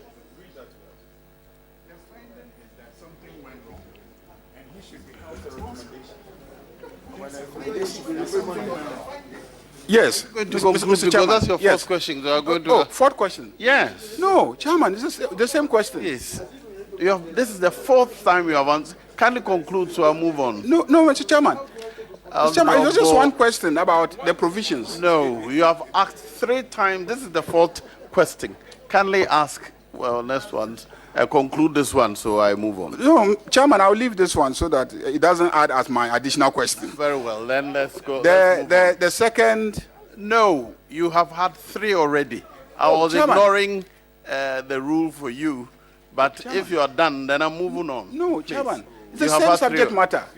We don't ask questions based on subject matter. You have 3 opportunities. You have exhausted them. You are actually on the 4th one. I ignore this, but please. Just one, Chairman, just one. Not related to that, Chairman. Just one. Very well. Yes. Okay. So, my friend, Mr. Bryan, back to agriculture. But I advise you to go and set it aside. That's my advice to you. But on the issue of agriculture, have you thought about or asked yourself basically these questions? What should be the average calorie intake of every Ghanaian?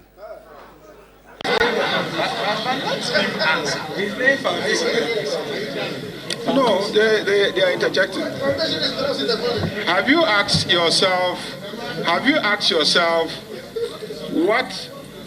what size of land do we have to cultivate in Ghana to produce the quantity of food to satisfy that average calorie intake of every Ghanaian?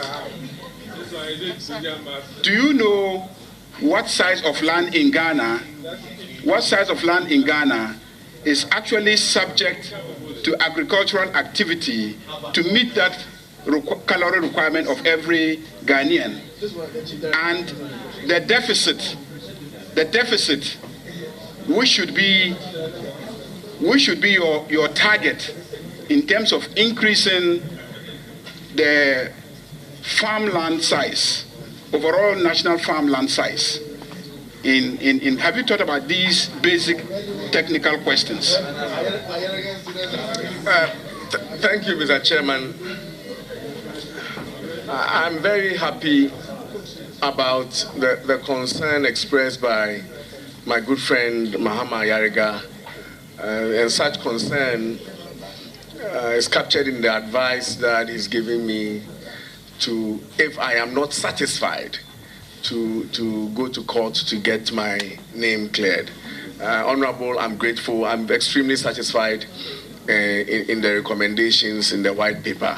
But I will consult you after this if there's anything that I need to be aware of. But for now, I'm satisfied with the white paper. On the issue of calorie intake, I'm not too sure if we should start with OPK stomach or Honorable Dambuchi. You can tell that averages are affected by extremes. That's why we have average. Yes. You take his stomach and the other stomach, and then you strike the average. But should we do that?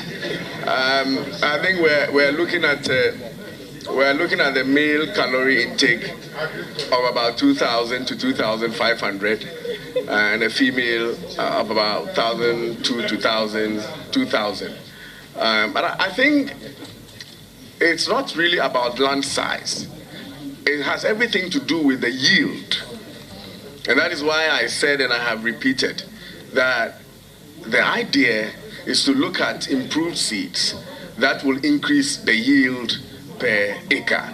And if we're able to drive that, we will achieve enough, because we have the land.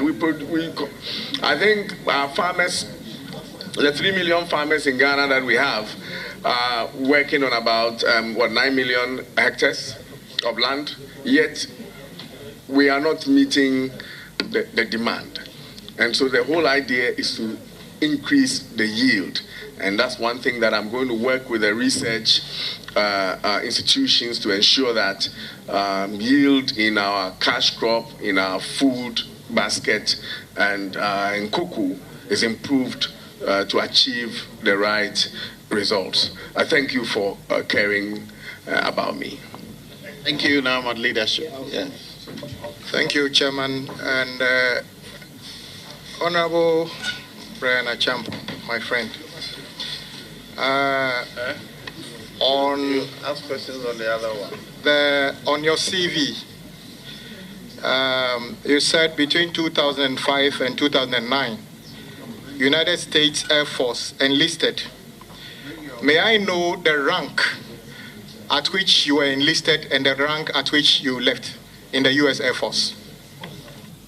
Mr. Chairman, all details of my operations at national security, I'm sure, were discussed with you and with foreign governments, as we were advised, should not be shared in that. But I'm able to provide that to you, leadership of this House. And it's not allowed for you to disclose the rank at which you enlist in the Army of the United States and the rank. We see them display General this, Colonel this. What is the national security about this? You are in leadership and you'll be apprised with that information today. Mr. Bryan Acheampong, you in part of your answer, you said you provide IT services to the government payroll. You said it right now as part of your answers. I think government payroll is quite a sensitive government platform. Do you think it is appropriate for you serving in government and also privately? I don't have any problem at all with members of parliament engaged in private business. But do you think it was appropriate for you to be a national security minister and managing government payroll platform? I have not.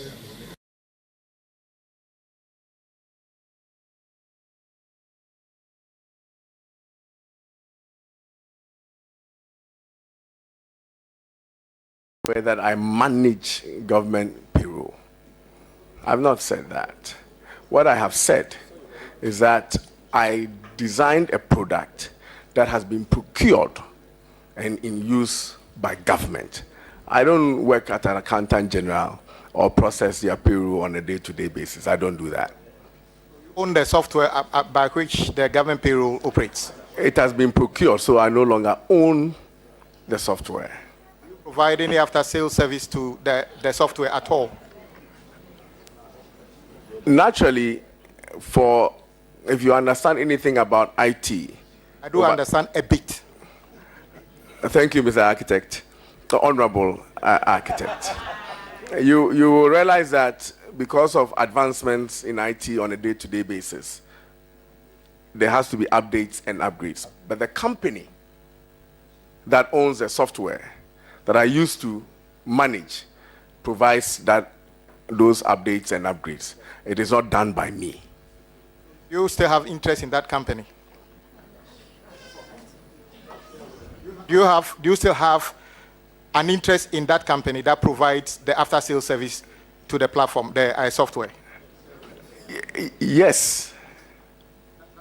That's the answer I wanted. If you go to the report of the Commission on Inquiry into the IRSO West Wagon event, 14th March 2019. Precisely page 63, and I read from item 8.3.1. Individual liabilities.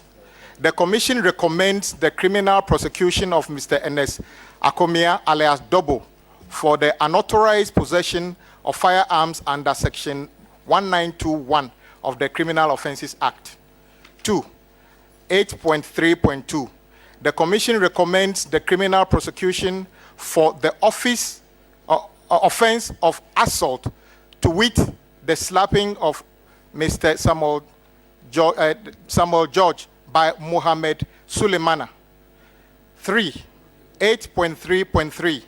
The Commission recommends the immediate removal of DSP Samuel Kojo Azugu from command responsibilities at the Ministry of National Security, given his failure to appropriately command and control the SWAT team, of which he had charged during the operations of the Bawaleshi school polling station. It is recommended that he should be reassigned by the IGP. It goes on and on and on. Whilst you were at the ministry, are you aware whether the two gentlemen who have been asked to be prosecuted, as a minister, what step did you take to actualize what government, the report recommended, together with your colleague, the Attorney General?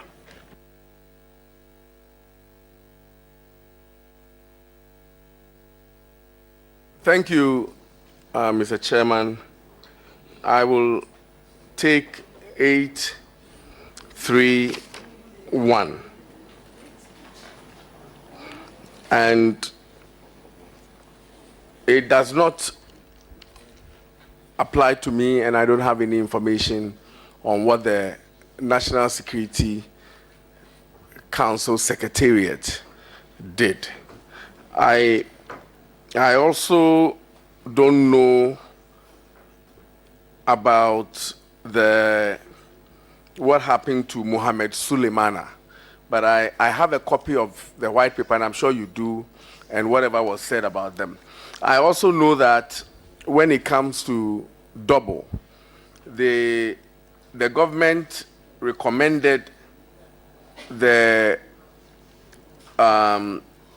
government takes note of the commission's report and recommends it to the IGP for investigations, because he was accused of being in possession of a firearm that was established at the commission.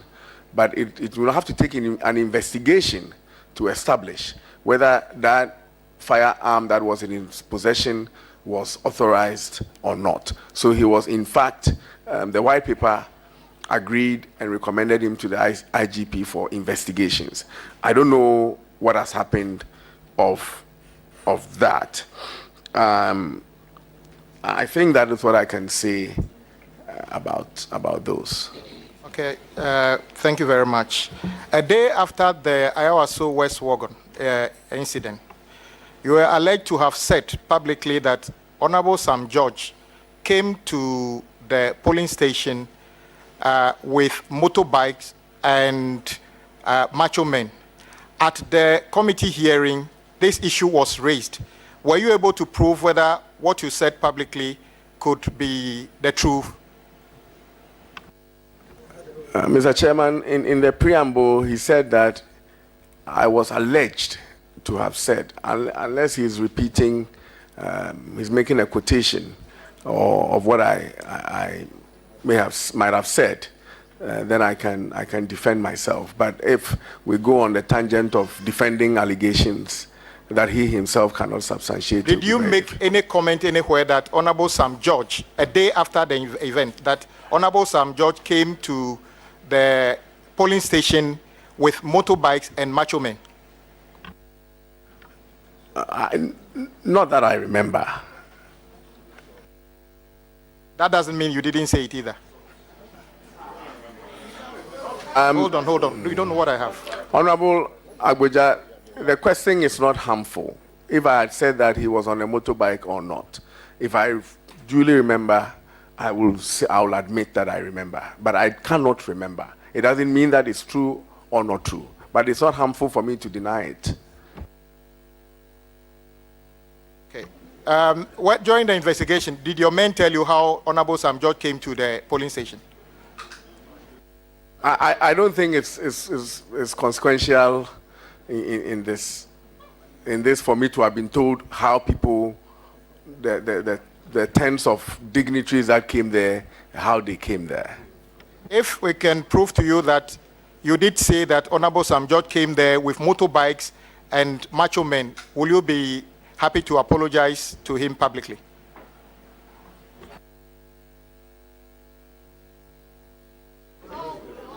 Unless you are saying that... say this because you said you can't remember currently. Unless you are saying that riding a motorbike is offensive.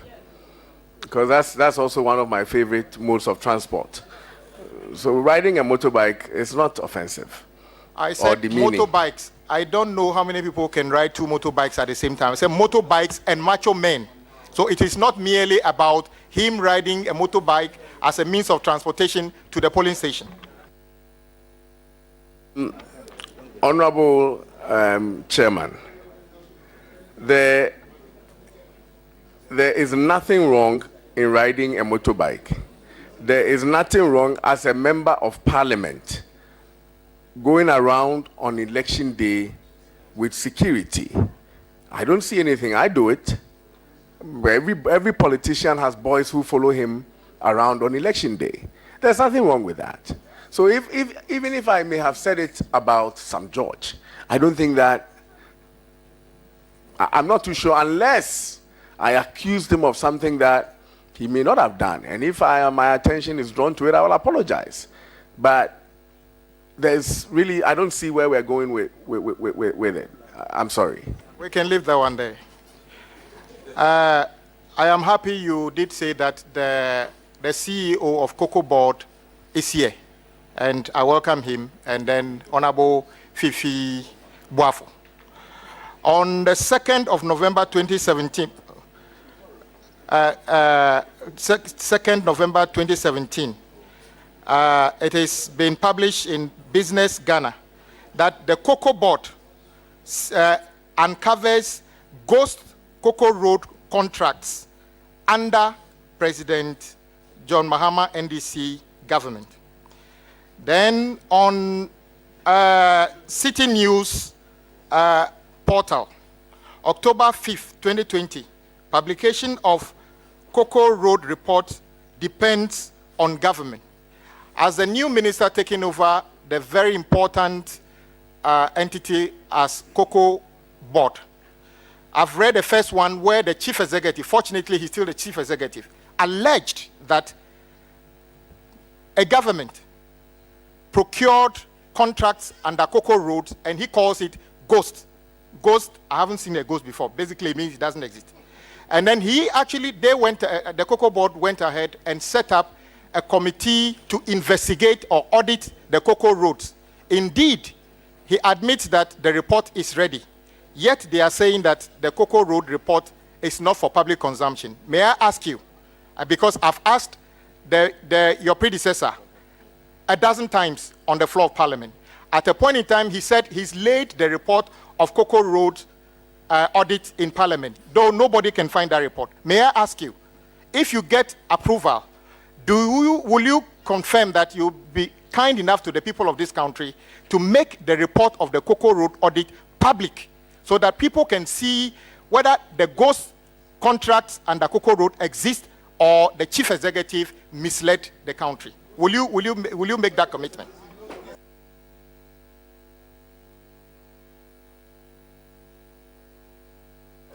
Mr. Chairman, with your kind permission, if we can let the CEO take the seat and answer this question. Fortunately, he can't. You are under investigation. Now you have a role, and he says that, will you publish if the report is available? Will you publish it? That's the answer. Mr. Chairman, I'm hearing about this now. Every report produced in the ministry should be a matter for public consumption, especially to Parliament, if it has to do with cocoa and not classified by the state. So if there's a report, then it has to be read by Ghanaians, and Parliament must know about it. So I don't think that, unless there's something that I am not being told, but I can assure you that if there is a report, Parliament shall know about such report. Thank you very much for your commitment. I appreciate that. Honorable, there's this issue also about your predecessor, as his reaction to the food price inflation started a policy of selling some staple food, predominantly plantain, at the ministry, and he promised to repeat that at other places. Now that you are taking over, are you aware of that policy, and will you be continuing with that policy?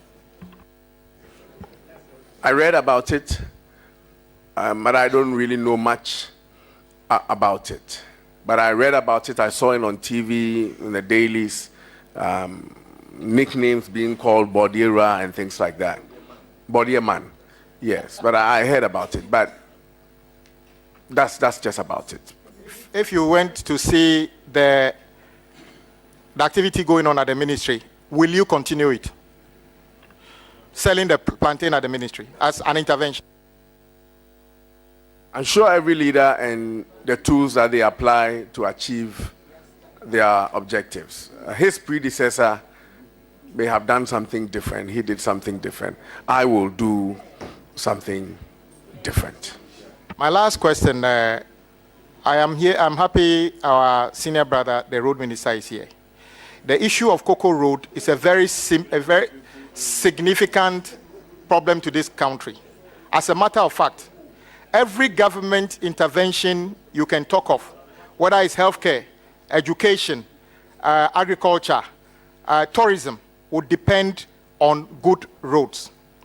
I am happy the Cocoa Board actually offered to intervene by awarding Cocoa roads. The last time he met us, he gave us a figure of roughly 14.511 billion.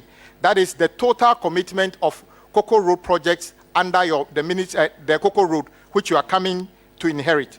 I know in the past, the government of President Mahama was accused of awarding Cocoa roads to the tune of about 5 billion. Now we are almost at 15 billion. How do you intend to service the contractors, certificates, and other things, and still get the roads done if you are given the nod?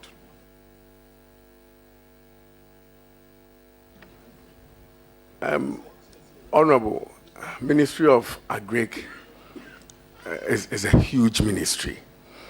In the last week, in fact, I entered the ministry to get briefing just about 5 days ago. It's just too much information overload. Kindly, knowing my scale and my commitment, approve me, and I will ensure that whatever needs to be done in the interest of this republic shall be done. And I don't have any further questions for our colleague. Chairman, let me thank you for the opportunity and commend my good friend for the nomination. And clearly he has shown demonstrable powers. And I'm surprised. I'm totally amazed that my questions are coming. They're very, very, very ready. The agric sector, the strength shown is just amazing. But let me pick your knowledge on the concept of agro insurance index. It's become very popular on the continent. And I'm told there have been an amendment to the Insurance Act inputting this as a relevant element. What is your thinking? And have you something that you have thought about, given the nod, what will you do to sustain it as a very good concept in developing our agriculture sector? At this point in our agricultural evolution, the economic security of the farmers must be sustained in order for them to continue to remain in agriculture. If it is not attractive, there will be no farmers. And so if I'm not aware of this scheme, but I think that is a laudable idea.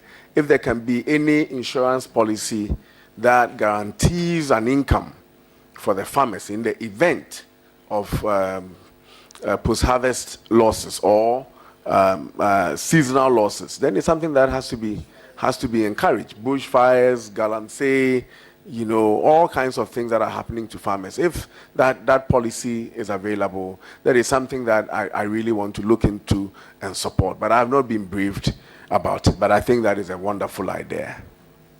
Okay. Honorable Nominee, extension officers I'm sure you're aware the impact they play in the scheme of things. A number of reports have confirmed that the recruitment of extension officers has become quite a challenge. Do you intend to bring any different thinking or approach in terms of their recruitment? Thank you, Mr. Chairman. I think it has to do with the attractiveness of that occupation. I remember when I was in PRESEC, we had agric extension officers come to the school farm. I was an agric student, Form 3, come to, I'm not saying prefect, I'm saying student, come to the school to help us in the school farm. We used to go there quite often to work with them. But my sense in that career field is that people are no longer interested in it because it's not attractive. I think my responsibility as a leader is to find a way to make that career field attractive so that these extension officers can get on the job, help farmers achieve the results that we as a people, we want to achieve.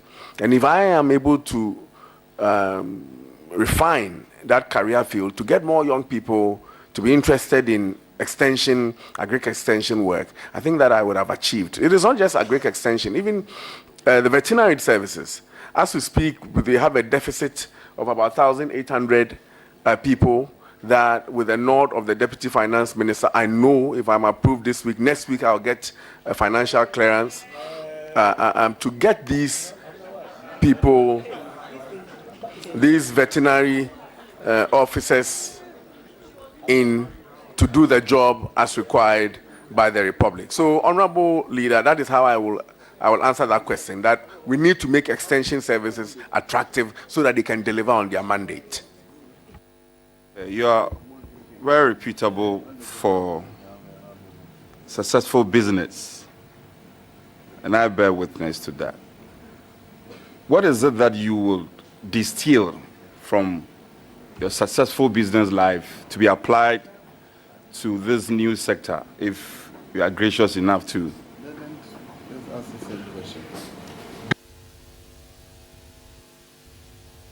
Tamale, no, though. I think that question has been asked, yeah. So, okay. Can they ask another one? Mr. Chair, let me go on to the thinking generally in this country about agriculture. You know, generally, most farmers, the average farmer, do not appreciate farming as a business. How or what do you think you can bring on board differently for our farmers' sense of appreciation, appreciating farming as a business, and to make ends meet out of it, running it as a business? I don't know if you get my point. What will you do differently? And I heard you loud and clear when you said attractiveness of the sector, extension officers, because the business is not attractive, people are not encouraged to go into it. What will you do to change the concept and the way we appreciate farming, generally? I think business has everything. If you want to take agric as a business, then you are looking at the rewards.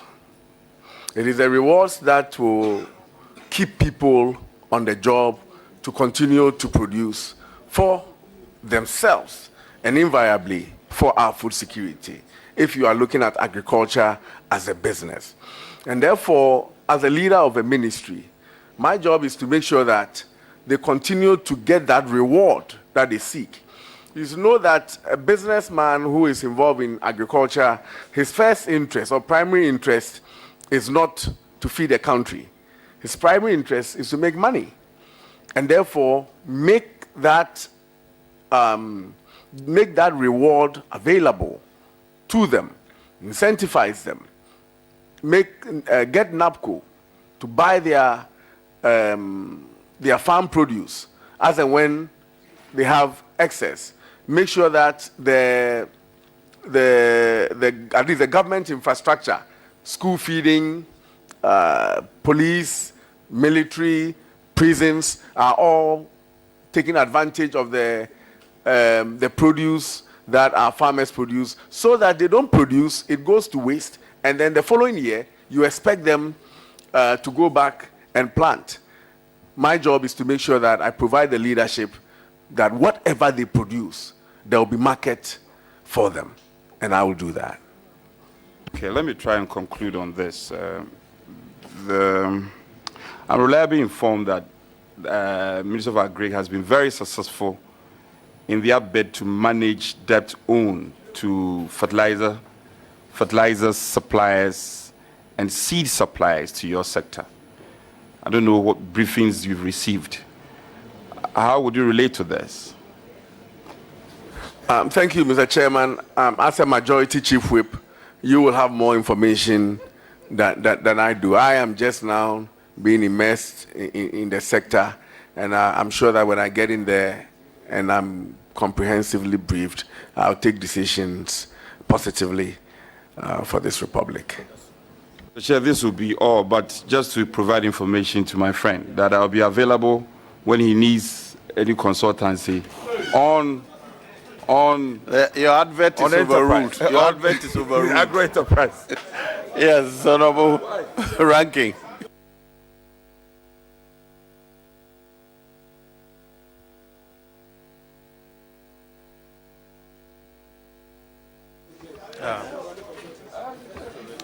Mr. Chairman, Honorable Nominee, first, I want to ask you, did you swear the ministerial oath prior to your assumption of office as Minister of State at the Ministry of National Security? Did you swear a ministerial oath?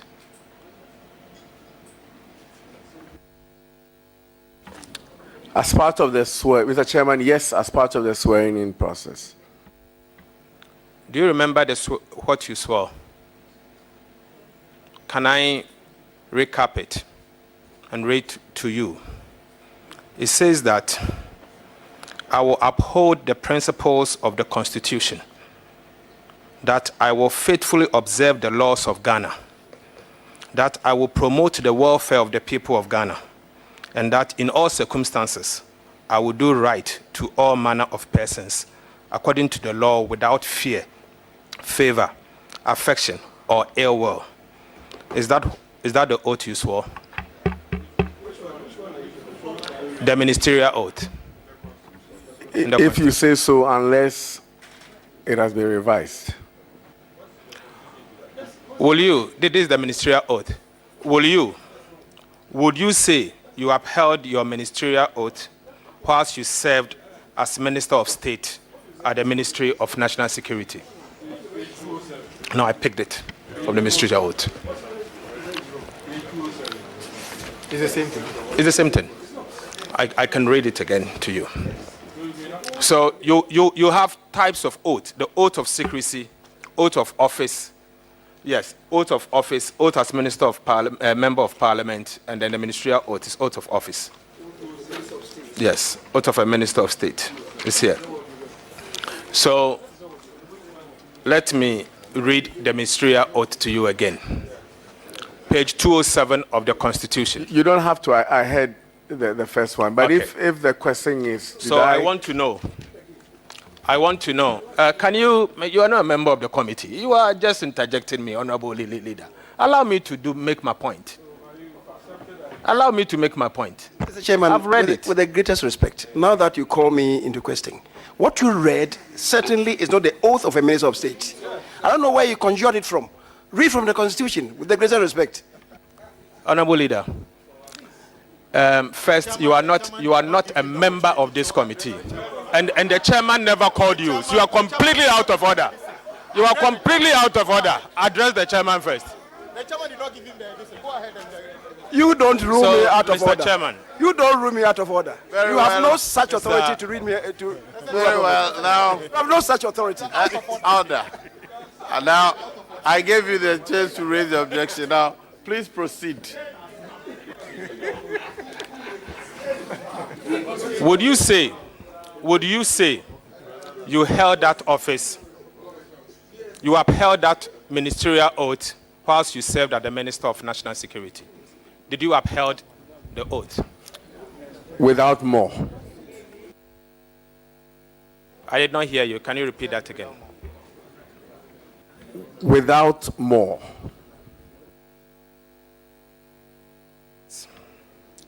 On a hindsight, what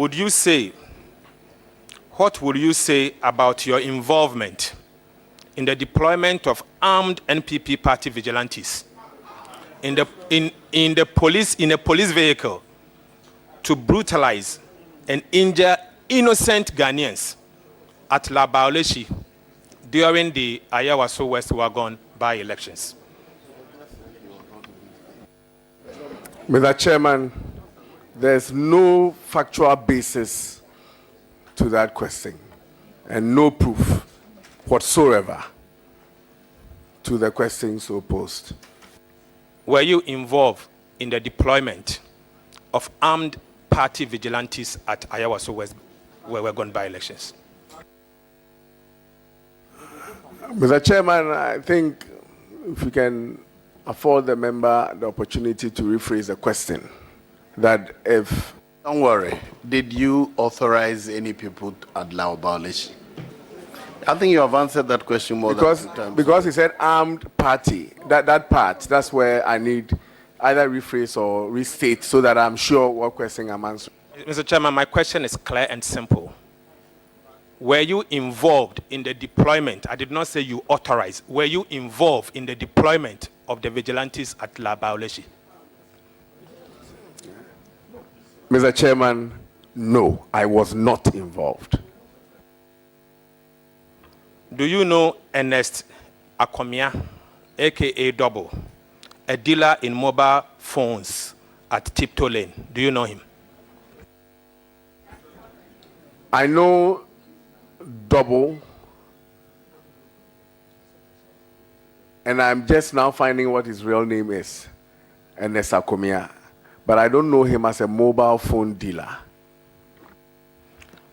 I want to find out from you, what was Double's role at the office of the Ministry of National Security? I met him in the ministry at the national, see, the architecture there is that there's a National Security Secretariat, Council Secretariat, headed by a coordinator. And then there's a Ministry of National Security. And in their operational command, which terminates at the National Security Coordinator, there is the operations unit, and then there's a SWAT unit. I became aware that he was embedded in the SWAT unit. Honorable Nominee, under what provisions of the law did you arm and deploy the law enforcement duties of Laobalishi? Go ahead, don't worry about it. Mr. Chairman, categorical statements are being made without facts or basis. There's nothing like that. I did not do any such thing. I did not do any such thing. Can you convince me to trust you as a Minister of State, considering what happened at Laobalishi? But I told you are my friend. It doesn't matter. And today you don't trust me. I'm asking a question. Today you don't trust me. No, I'm asking a question that, can you convince me? You should be testifying on my credibility. No, it's not about credibility. I said convince me. We are here for the people of Ghana. Okay, so we have to ask the questions that are needed. And I'm asking the questions. I have to. Please, your mic's off. Now I have to come in.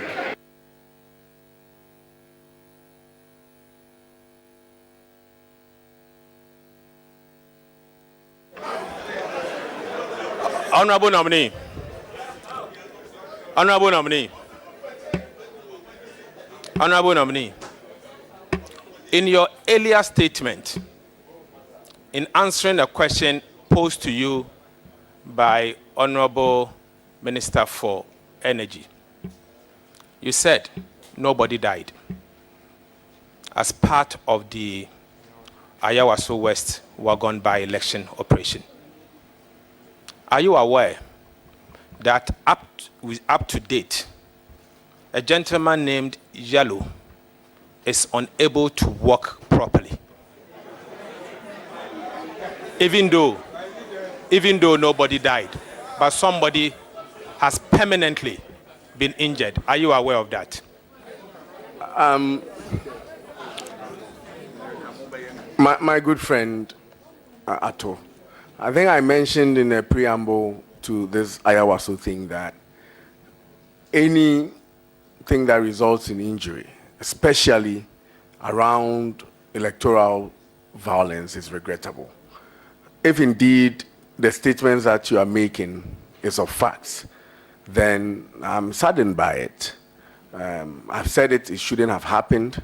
I want, if you can give me any details of this gentleman, I want to visit him.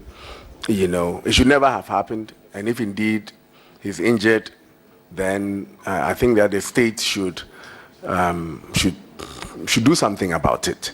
But in terms of my liability to it, you know that it's not the case. But it's quite regrettable. It's quite regrettable. I'm sorry about that. Thank you for that. But, Honorable Nominee, what have you done personally, in your personal capacity as Mr. Bryan Acheampong, BA, for the injured or victims of Ayawaso West wagon? What have you done personally? Mr. Chairman, I actually want to, and I wish there was a platform for me to have been able to. But you realize that up until today, and some members of even this committee have been surprised about my involvement in the matter.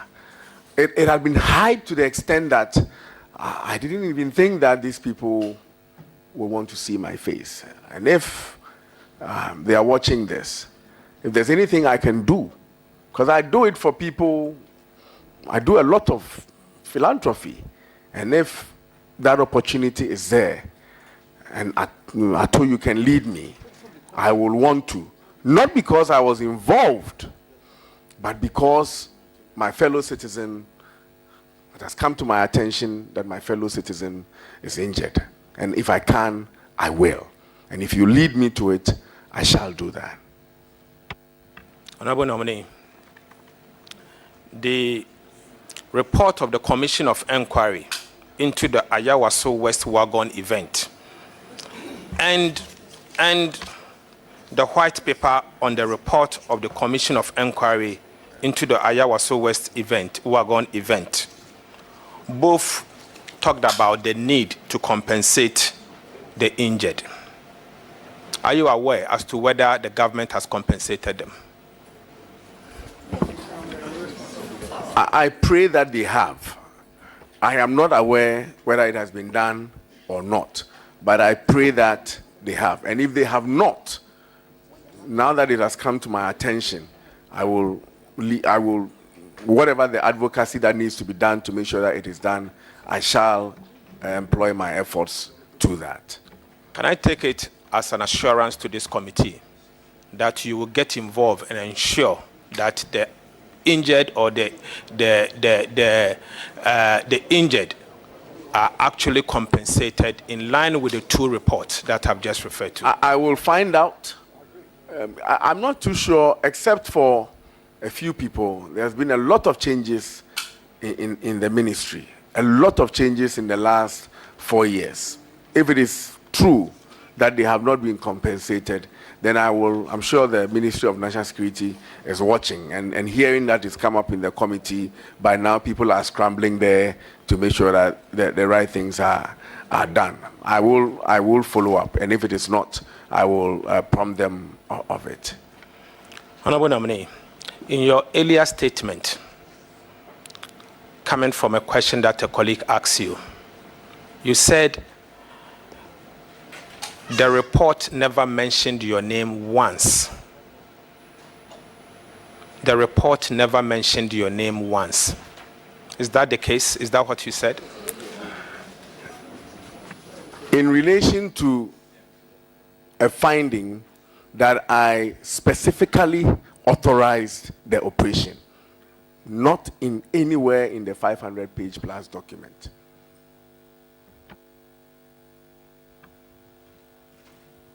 Your name has been captured in 3 different places that I've seen in this abridged version of the report. In relation to me authorizing, I did not get that impression because you said your name was not mentioned even once in your earlier statement. The chairman, I want to make it clear that in the 500-page report, the recommendation of the committee was that I should be reprimanded for authorizing an operation in a built-up area.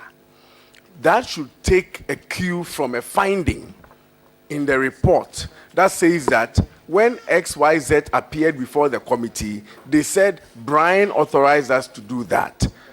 Throughout the report, there was no such evidence, yet it appeared in the recommendation, and that is exactly what I meant. Okay. Honorable Bryan, I'm making reference to your CV. You said between 2005 to 2009, United States Air Force enlisted / Ghana, and your responsibilities included the following: attached to the Air Mobility Wing for operational readiness, managed small arms and fuel operations, executed military high command governors or presidential orders. Honorable Nominee, you worked with the U.S. Army for 4 years. In what capacity did you work at the U.S. Army? In what capacity?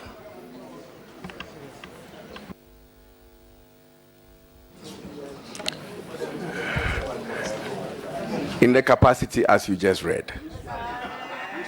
What was your rank? Enlisted.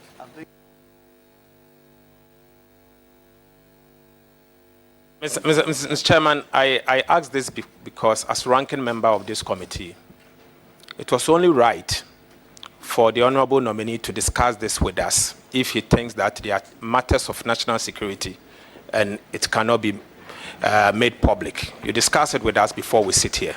But as I sit here, I have no information before me as if this is a matter of national security. So it's only right for me to ask those questions.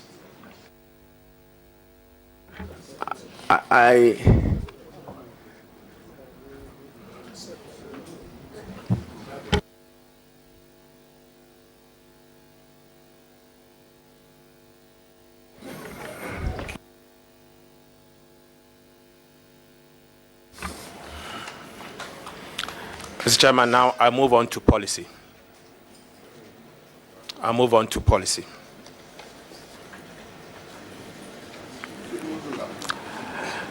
Honorable Nominee, our poultry industry is struggling. What will you do to revamp the poultry industry?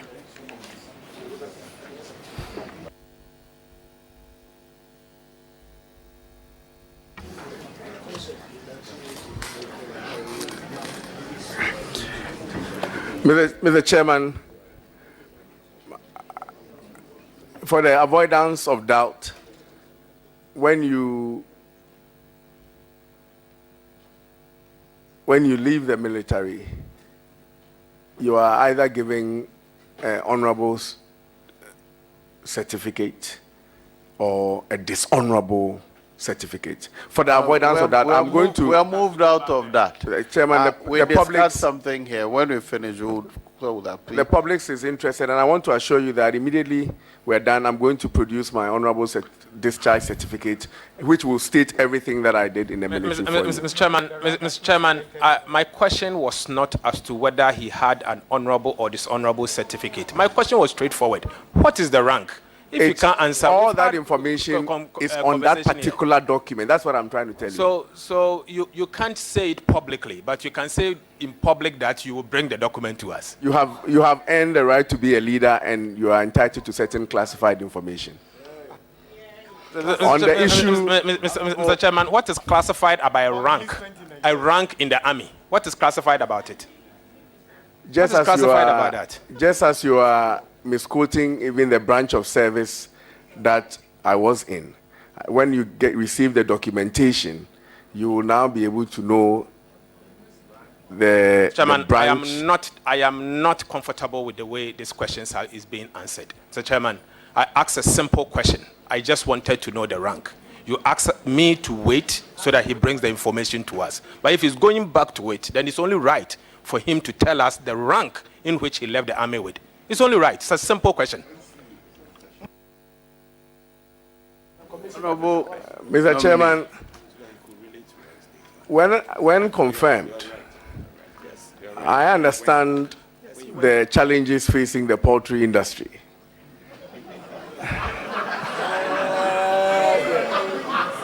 And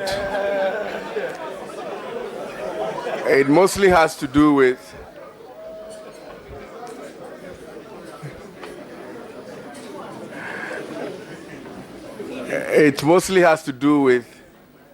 the inputs, soya, maize, and the price of these inputs. In fact, our poultry industry is virtually on its knees. We have to do everything possible. We're spending so much money importing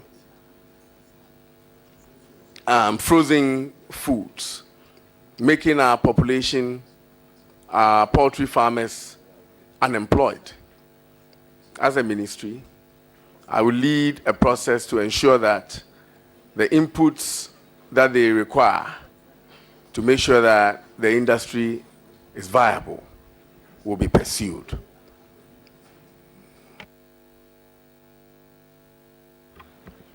Honorable Minister, Honorable Nominee and Honorable Former Minister for National Security, former Minister of State at the National Security,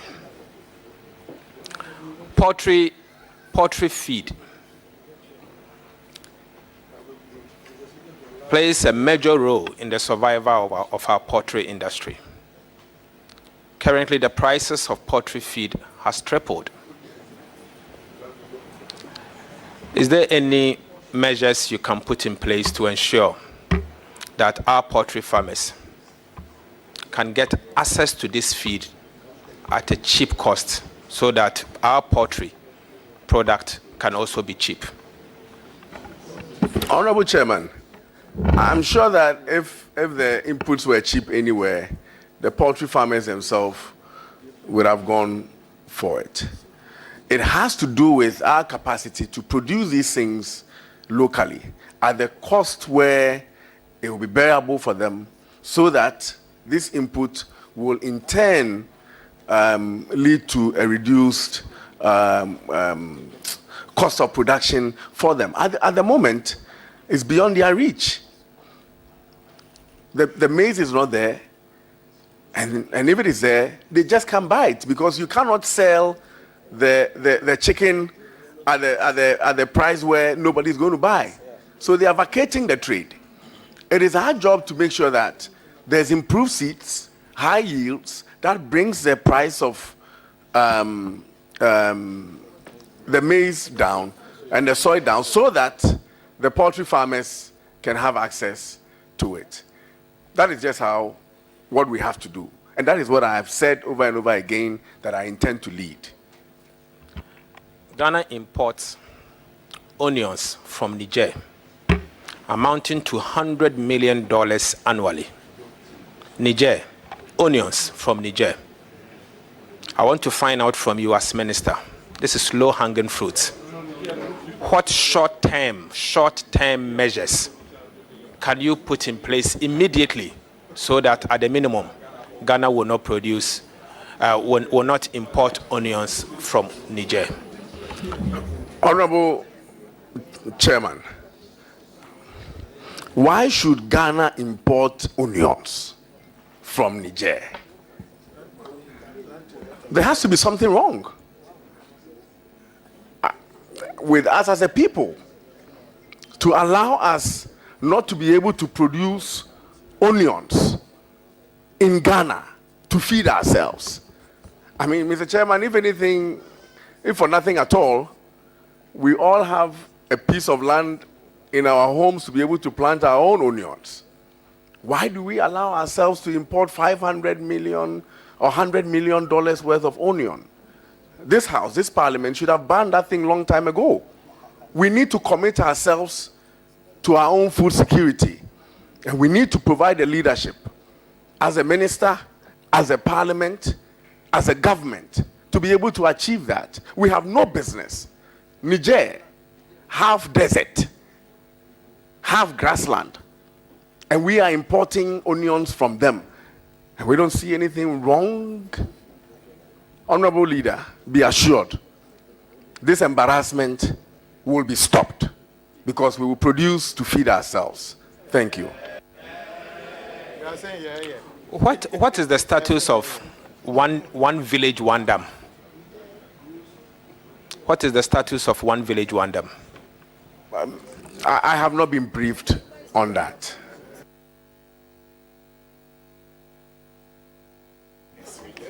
Honorable Nominee, cocoa is certainly under the Ministry of Agriculture.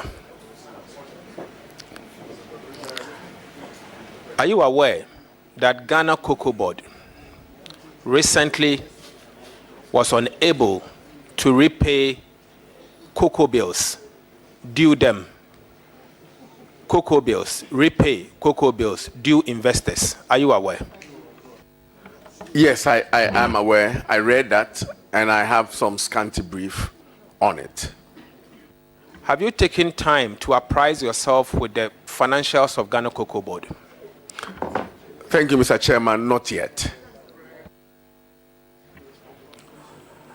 How will you consider Ghana Cocoa Board's financial health at the moment? Mr. Chairman, I think you are one of the people that speak about our finances. I know you speak a lot on Cocoa Board because you are very passionate about that.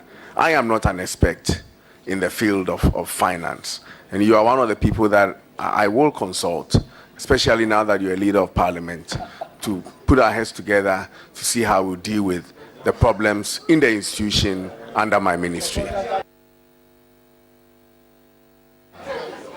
Honorable Nominee,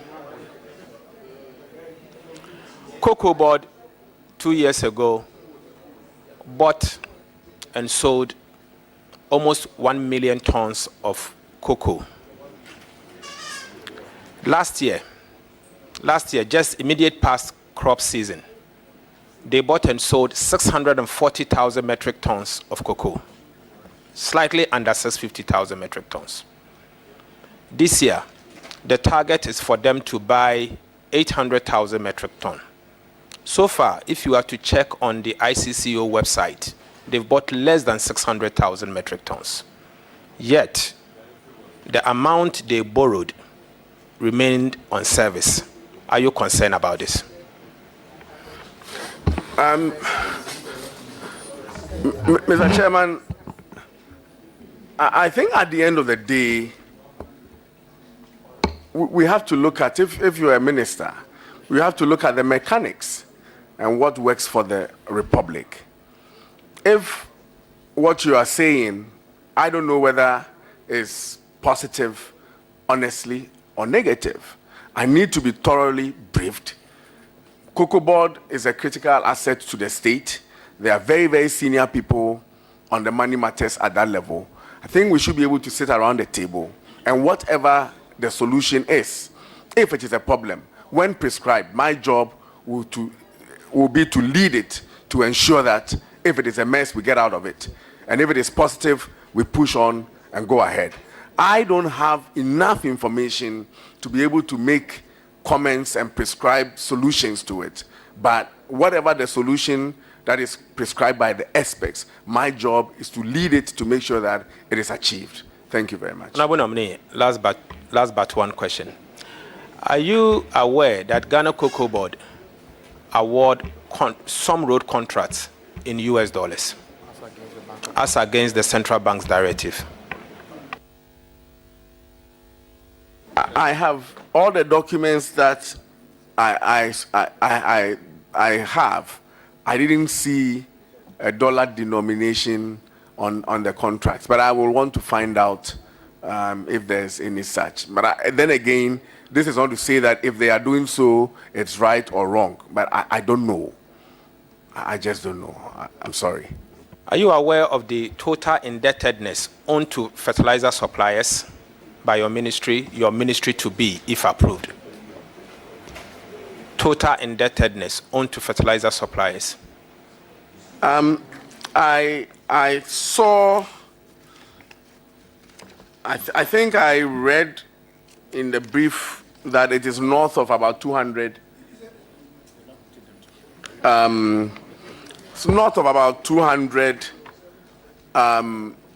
million Ghana cedis on the cocoa fertilizer. Yes. And you are aware that as a result of the indebtedness to these fertilizer companies, they are unable to raise LCs to bring in fertilizers. What do you think will be the impact on crops going into the crop season? Let me revise the numbers that I gave. What I have here is PFJ subsidies. So it may for not, food and jobs. Yes, it may not necessarily be all fertilizer. But let me clarify that. I have 4 headline debts, and one is PFJ subsidies of about 257, irrigation about. Absolutely, if there are small businesses faced with the challenges of government not paying up, then they will have the challenges that you are. And finally, so far, government of Ghana has spent 3.2 billion Ghana cedis on planting for food and jobs. Considering the output of the program, planting for food and jobs, will you say the program has been successful or unsuccessful? Thank you, Mr. Chairman. I think you were succinct in the figures of how much has been spent. But what has been received, you have not told us so that I can compare.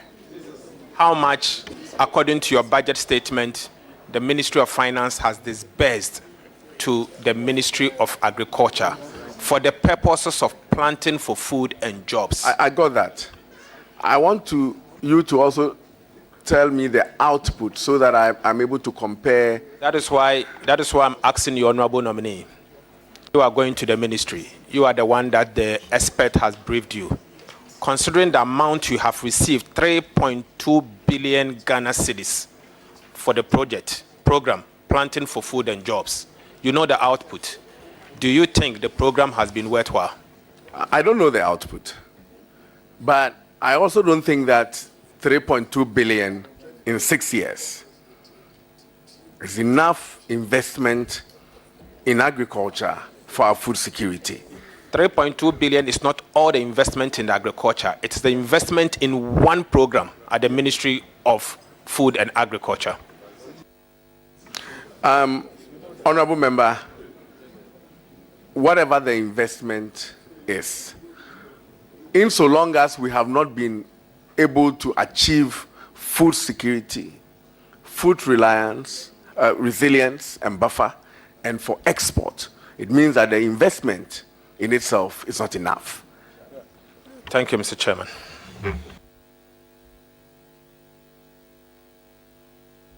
I was hoping that we would do just 2 hours with you, but we've done almost 3 hours.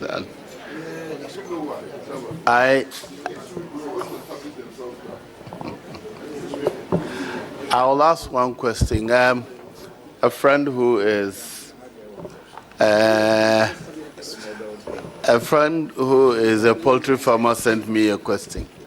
It says that we would be able to overcome the feed challenges if we cut down the export of grains. Are you aware that we export some part of our grains, the soya and the maize? Yes. Do you agree that if we cut that down, our poultry farmers would get an advantage? It will help. It will not be able to meet the demand.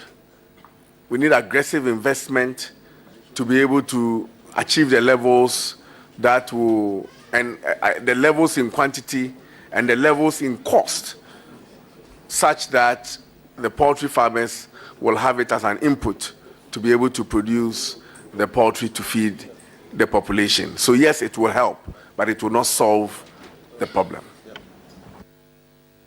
Another person is asking that we have everything we need to manufacture fertilizer locally.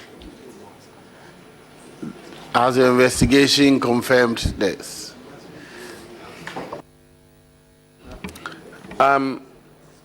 Mr. Chairman, I will find out. I know we do organic fertilizer from compost and peat and poultry droppings. But is it enough to feed the population? I don't think so. There's also inorganic fertilizer.